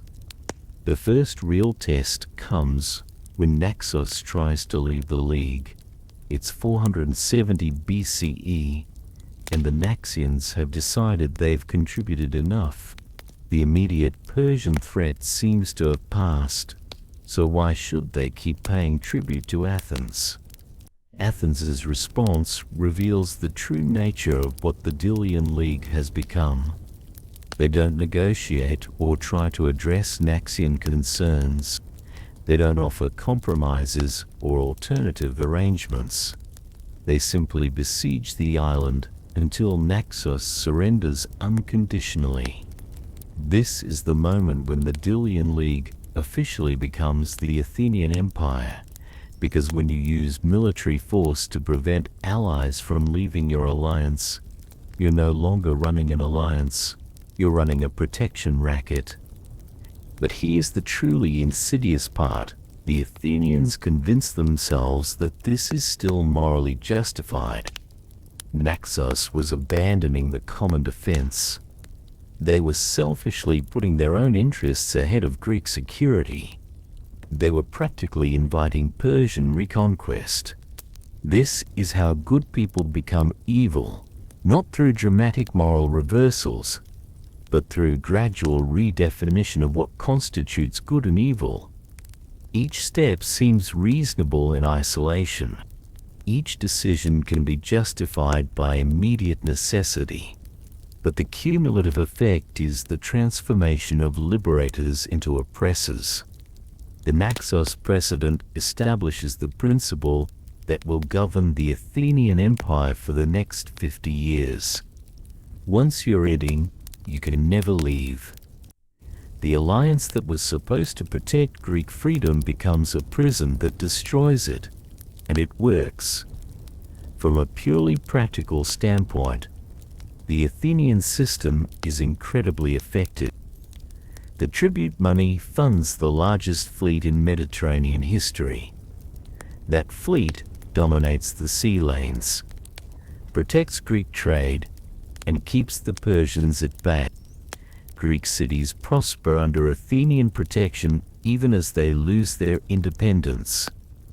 You're watching the birth of the first successful imperial system in Western history. Not the chaotic conquest and plunder model that characterized earlier empires, but a sophisticated administrative system that turns subject cities into productive assets rather than just sources of loot. Athens doesn't just take money from its subjects, it creates economic incentives that make the subject cities wealthier than they were as independent states. Athenian ships protect merchant vessels. Athenian courts provide reliable legal frameworks for international trade. Athenian currency becomes the standard medium of exchange across the Eastern Mediterranean. The empire becomes economically integrated in ways that make independence increasingly meaningless. A city might technically be free to leave the Delian League, but where would it sell its products?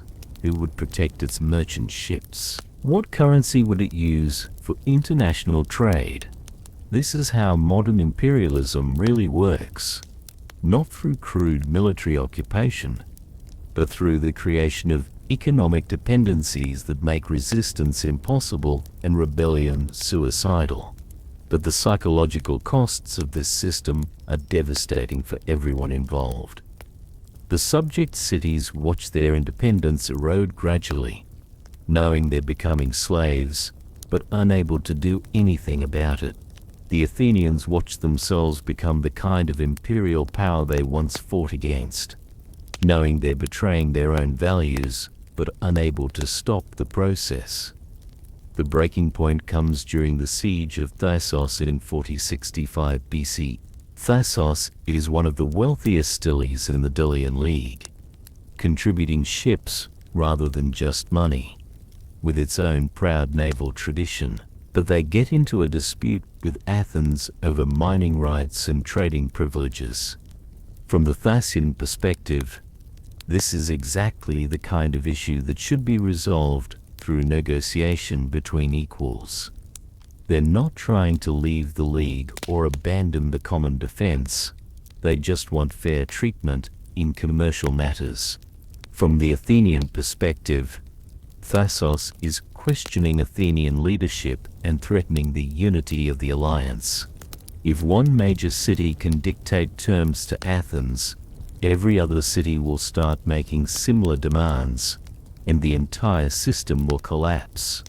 The siege that follows lasts for 3 years and showcases everything horrifying about ancient warfare. Athens doesn't just blockade Thassos. They systematically destroy the island's economy. They cut off food supplies, preventing fishing and farming. They attack merchant ships trying to reach Thasian ports. They encourage slave revolts and pirate raids against Thasian territory. The goal isn't military victory in any traditional sense. The goal is to make the cost of resistance so unbearable that no other city will ever consider challenging Athenian authority. And it works.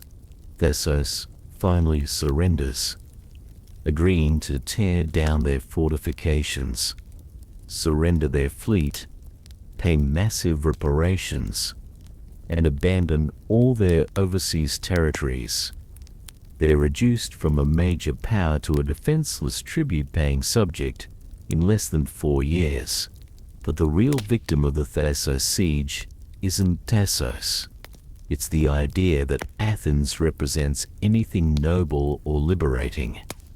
Because you can't watch a democracy systematically starve an allied city into submission and still believe that democracy is inherently moral.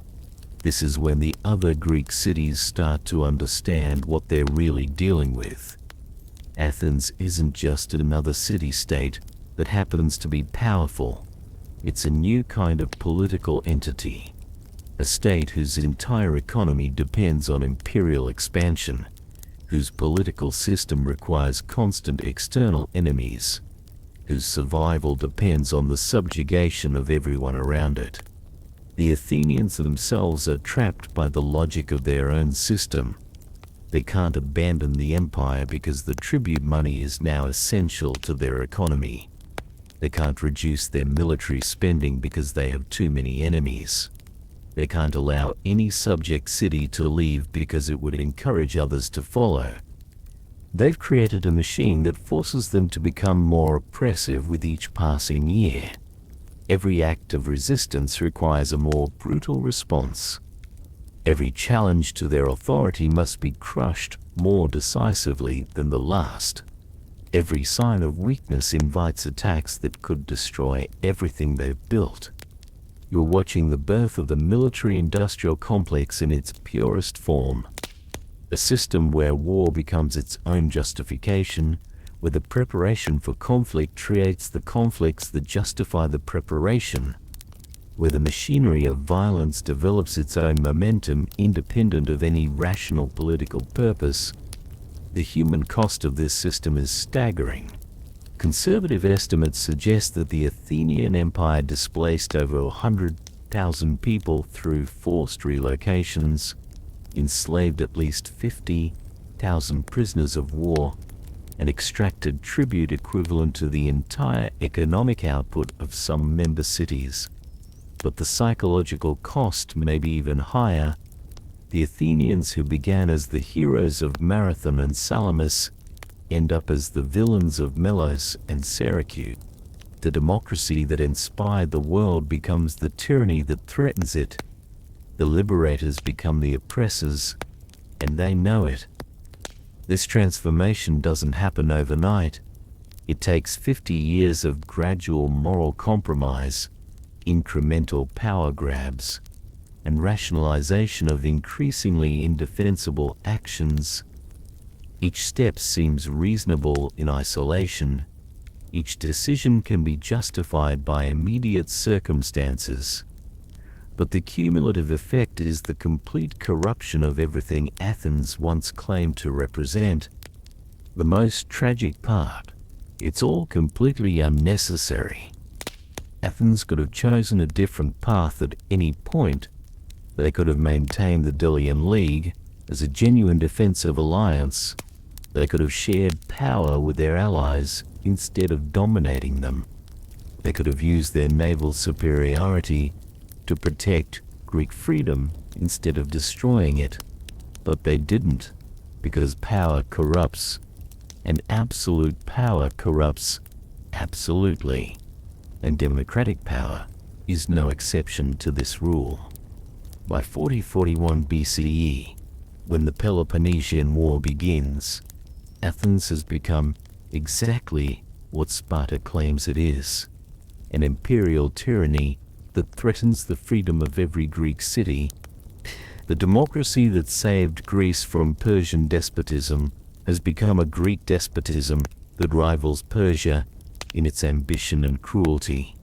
And the most horrifying part, the Athenians still think they're the good guys. They still believe they're defending democracy and Greek values against Spartan militarism and Persian barbarism. They've become so skilled at justifying their actions that they've convinced themselves their empire is actually beneficial to its subjects.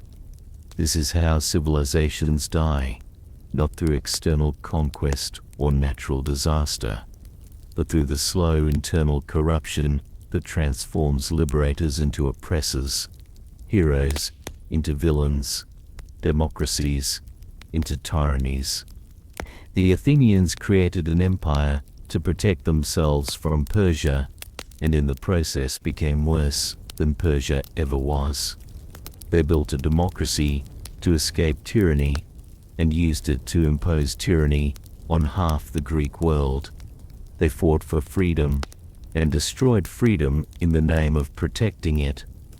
As you stand in the ruins of post-Persian Athens, watching the first tribute ships arrive with gold that will fund the construction of the Parthenon, You realize that you're witnessing one of history's greatest tragedies, the birth of an empire that will inspire and terrify the world for centuries, built on the bones of the very people it claimed to protect. The Persians destroyed Athens with fire and sword, but the Athenians destroyed something far more precious, the idea that power can be exercised justly, that democracy leads to liberation, that good intentions guarantee good outcomes. You're watching the death of innocence on a civilizational scale, the moment when the Greek world loses its faith in the possibility of just governance and begins the descent into the cynical power politics that will ultimately destroy everything all sides claim to value.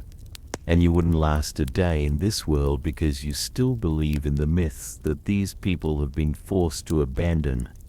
You still think that democracy means freedom, that strength should protect the weak, that civilized people don't enslave their neighbors.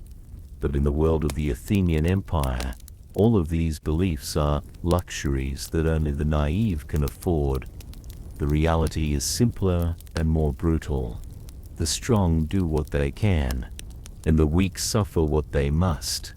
Everything else is just propaganda designed to make the suffering more bearable for everyone involved. This is the empire that Sparta fears, and this is the democracy that will soon vote to destroy itself rather than admit that its entire moral foundation was built on a lie. But the true horror of what you're witnessing isn't just the birth of an empire built on hypocrisy. It's watching how that empire, in its final years of power, completely loses touch with reality. Because in the 50 years between the Persian retreat and the Peloponnesian explosion, Athens doesn't just become an imperial power, it becomes an imperial power that's completely lost touch with reality.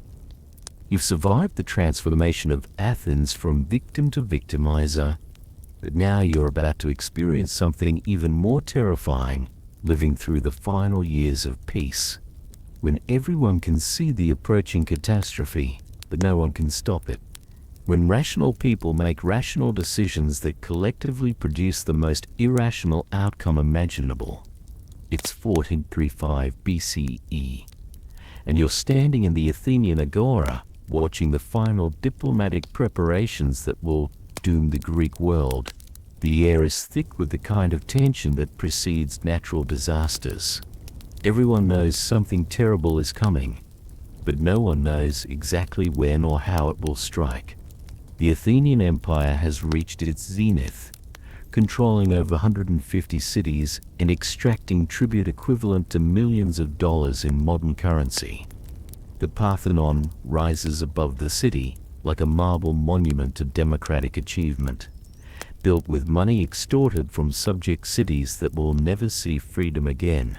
But empires at their peak are also empires on the verge of collapse, because success breeds the arrogance that leads to overreach, and Athens is about to provide a masterclass in how great powers destroy themselves through their own hubris. The warning signs are everywhere, but the Athenians have become too intoxicated by their own propaganda to see them. Their fleet dominates the Mediterranean, so they assume naval superiority guarantees victory in any conflict. Their treasury overflows with tribute money, so they believe they can afford any war. Their democratic institutions function smoothly, so they think their political system is invulnerable to external pressure. Every assumption is wrong. Every belief is about to be tested. Every strength is about to become a weakness. The first crack in the facade appears when Corinth starts building a fleet that rivals Athens' own naval power. This should terrify the Athenians, because their entire strategic position depends on unquestioned naval supremacy. If other cities can match their shipbuilding capacity, the economic advantages that fund their empire disappear. But instead of taking this threat seriously, Athens responds with the kind of diplomatic arrogance that reveals how completely they've lost touch with reality. When Corinth complains about Athenian interference in the epidemness of air, Athens doesn't negotiate or compromise.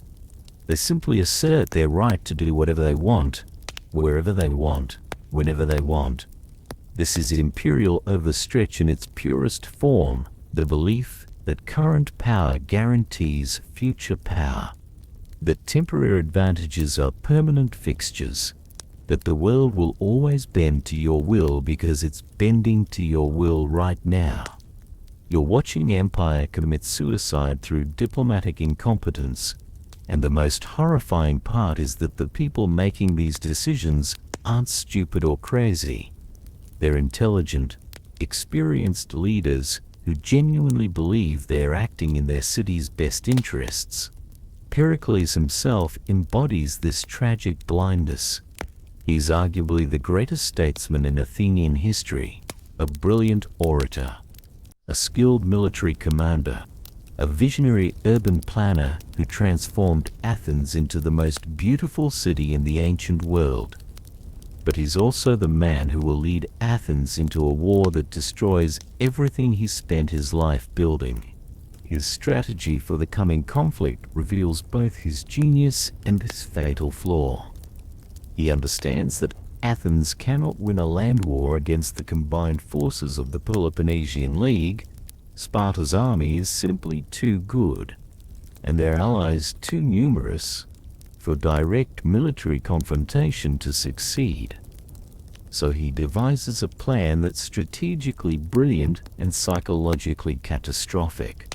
Athens will abandon Attica entirely, pull all rural populations inside the city walls, and rely on naval power and imported food to outlast their enemies.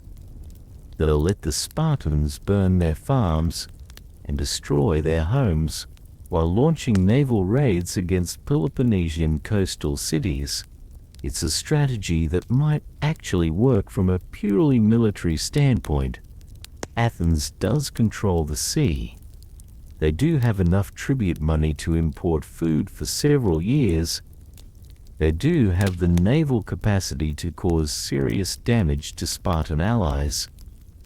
But Pericles is asking the Athenian people to make a sacrifice that no population in human history has ever been asked to make voluntarily, to watch their homeland burn while they hide behind walls, trusting that distant naval victories will somehow compensate for the immediate destruction of everything their ancestors built.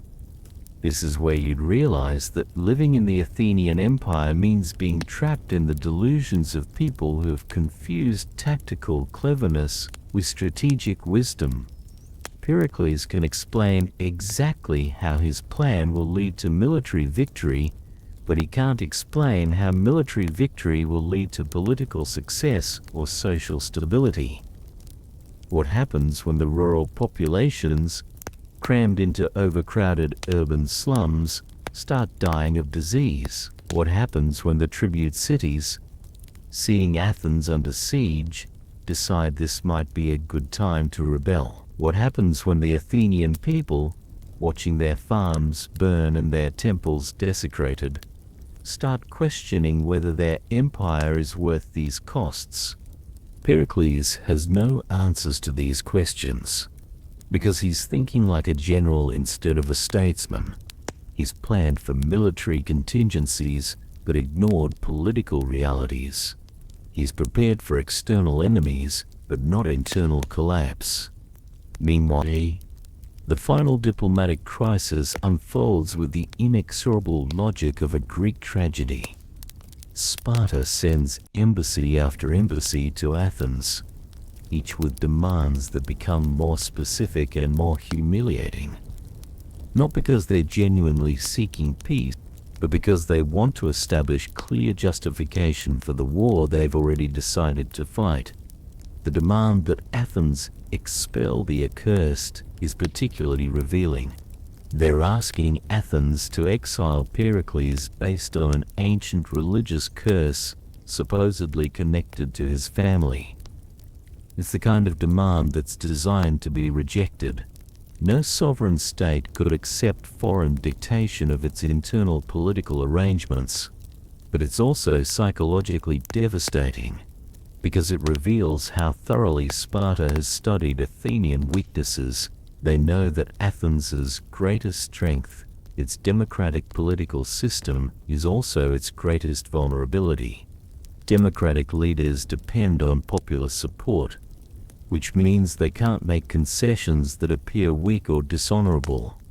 Sparta is essentially daring Athens to choose between peace and pride, knowing that no democratic politician can choose peace if it looks like cowardice.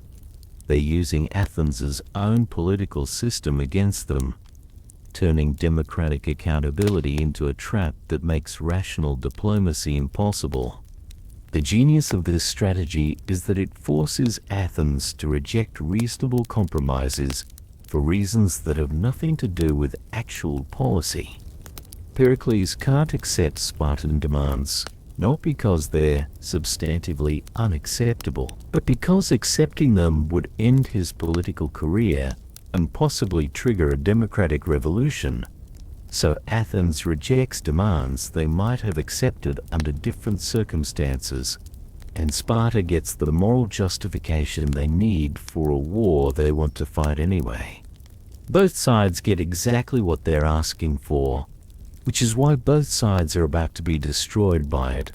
As the final embassies shuttle back and forth between Athens and Sparta, you'd see how international crises develop their own momentum independent of anyone's actual intentions.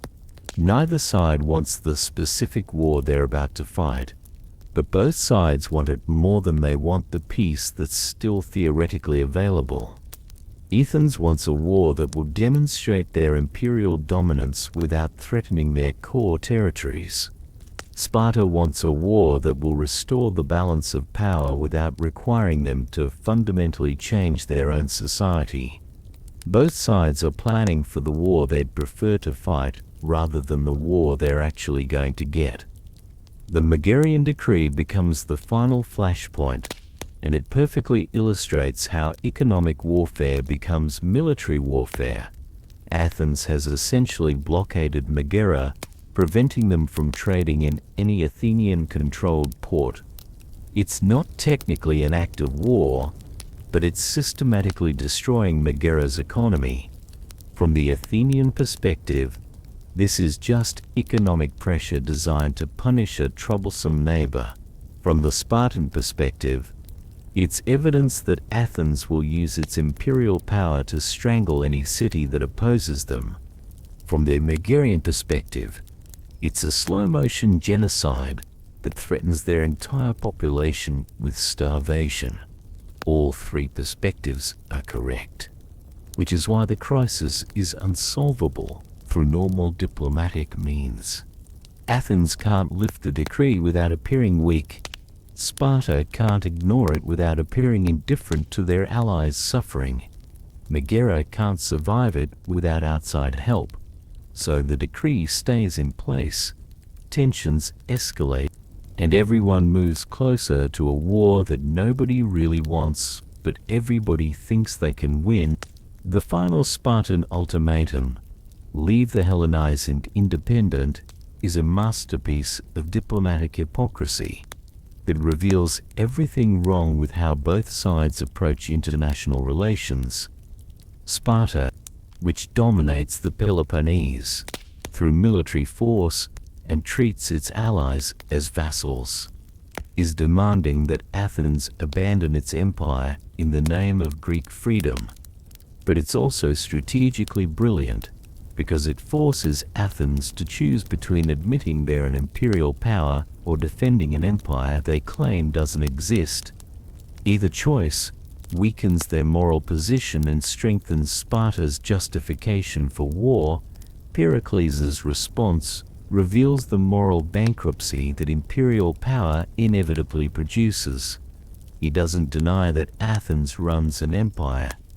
He doesn't claim that their subjects are genuinely free.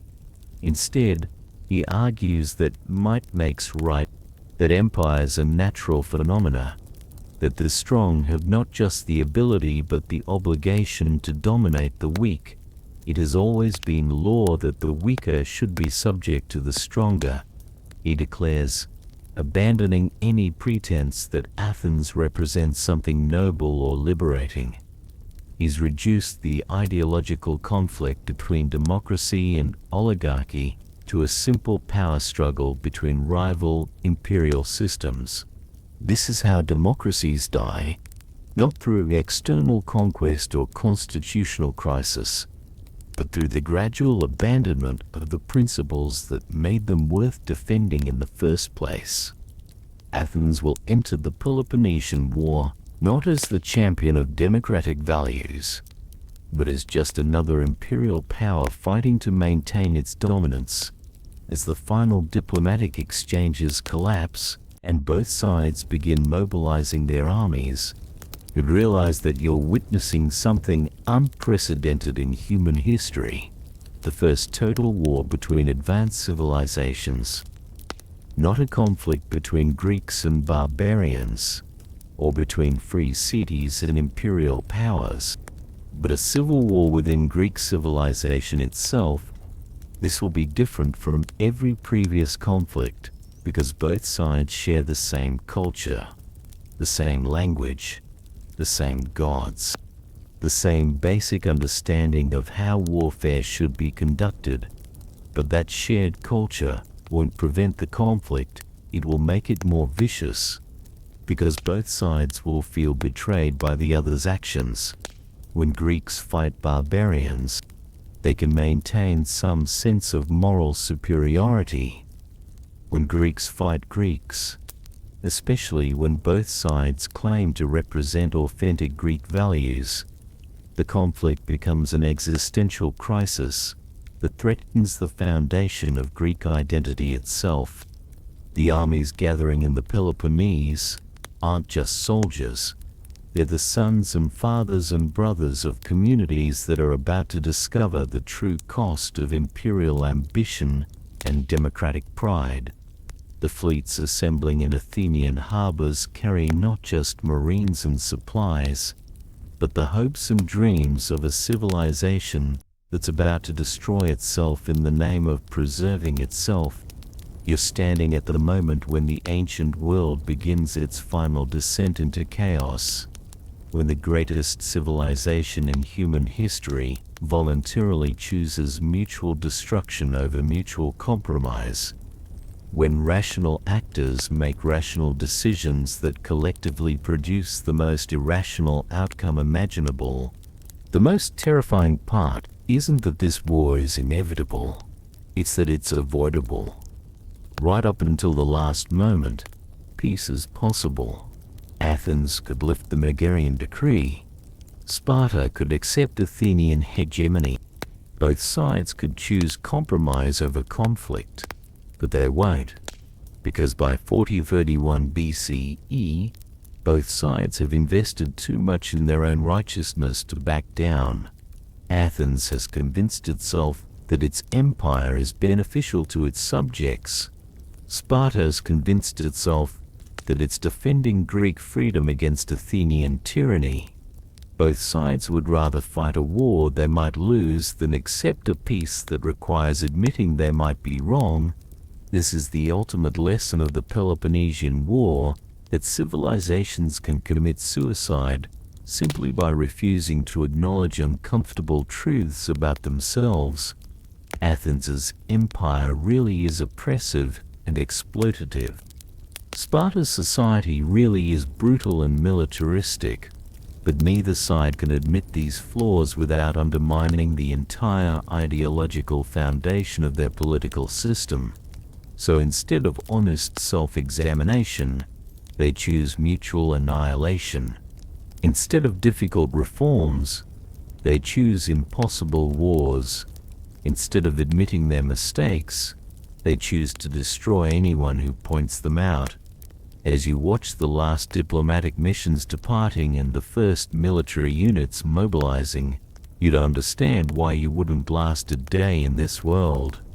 Not just because of the physical dangers or the social instability, but because of the psychological pressure of living in a civilization that's lost the ability to distinguish between its own propaganda and reality, you're surrounded by people who genuinely believe they're fighting for noble causes while pursuing ignoble means. By leaders who sincerely think they're defending their people while leading them toward destruction. By institutions that claim to represent justice and freedom while practicing oppression and tyranny. The cognitive dissonance would drive you insane long before the actual fighting killed you. Because how do you function in a society where everything you're told is true, contradicts everything you can see happening? How do you maintain your sanity when the people making life and death decisions are living in complete denial about the consequences of their actions? This is what makes the Peloponnesian War so uniquely tragic. It's not a conflict between good and evil, or between civilization and barbarism. It's a war between two flawed societies that have each convinced themselves they represent perfection, and would rather destroy each other than acknowledge their imperfections. The war that's about to begin will last 27 years and kill roughly a third of the Greek population. It will destroy the Athenian Empire, cripple the Spartan state, and leave Greek civilization so weakened that it will eventually fall to Macedonian conquest and Roman absorption. But the physical destruction is nothing compared to the moral devastation. The war will strip away every pretense of Greek superiority, every claim to civilized values, every belief in the possibility of just governance. By the time it ends, the very concepts of honor, justice, and piety will have been so corrupted that they'll be virtually meaningless. The Greeks who survived the Peloponnesian War will inhabit a world where might makes right, where treaties are worthless, where mercy is weakness, where the only law is the law of the stronger. They'll have learned Thucydides' bitter lesson that human nature is unchanging, that power corrupts inevitably, that the strong do what they can and the weak suffer what they must. And they'll pass that knowledge down to their children and their children's children until it becomes the foundation of Western political thought, the cynical realism that dominates international relations to this day traces its origins to the lessons learned in the ruins of Greek civilization. You're witnessing the birth of the modern world, a world where idealism is naive, where morality is luxury, where the only realistic approach to politics is to assume the worst about human nature and plan accordingly. A world where the dreams of Athens and the discipline of Sparta are equally obsolete, because both have been revealed as facades concealing the same fundamental truth that power is the only reality, and everything else is just propaganda. The greatest war in ancient history is about to begin, and its ultimate victor won't be Athens or Sparta or any human institution. It will be cynicism itself, the knowledge that all political systems are corrupt, all leaders are flawed, all ideals are illusions, and all civilizations eventually destroy themselves through their own contradictions. Sweet dreams, Pericles, your beautiful city, your glorious empire, your democratic experiment, all of it will burn in the fires you're about to ignite. What remains will echo through history, not as an inspiration, but as a warning, a reminder that the line between civilization and barbarism is thinner than most people imagine, and that crossing it is easier than anyone wants to believe. Sweet dreams, Archadamus, your noble warriors, your ancient traditions, your Spartan virtues, all will be corrupted by the war you tried to prevent. Your people will learn that honor is meaningless when survival is at stake, that tradition crumbles when faced with innovation, But virtue is a luxury that only the victorious can afford. Sweet dream, citizens of Athens and Sparta, and all the cities caught between them. You're about to discover that there are fates worse than death, truths more bitter than defeat, and prices higher than any victory can justify. You'll learn that the real enemy isn't the city across the valley. It's the capacity for evil that lurks in every human heart, waiting for the right circumstances to emerge. And tomorrow, the greatest experiment in human governance begins its transformation into the greatest catastrophe in human history. Tomorrow, democracy and oligarchy, innovation and tradition, empire and independence will clash in a conflict that will determine not just who rules Greece, but whether Greek civilization has any meaning left to preserve. But tonight, in these final hours of peace, you can still pretend that your leaders are wise, your cause is just, and your victory is certain. You can still believe that Athens represents freedom and Sparta represents order, that this war will solve rather than multiply your problems.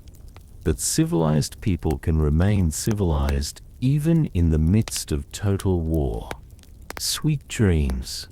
You'll need them because when you wake up, the world you knew will be gone forever, and the nightmare that replaces it will haunt human civilization for the next 2.5 millennia.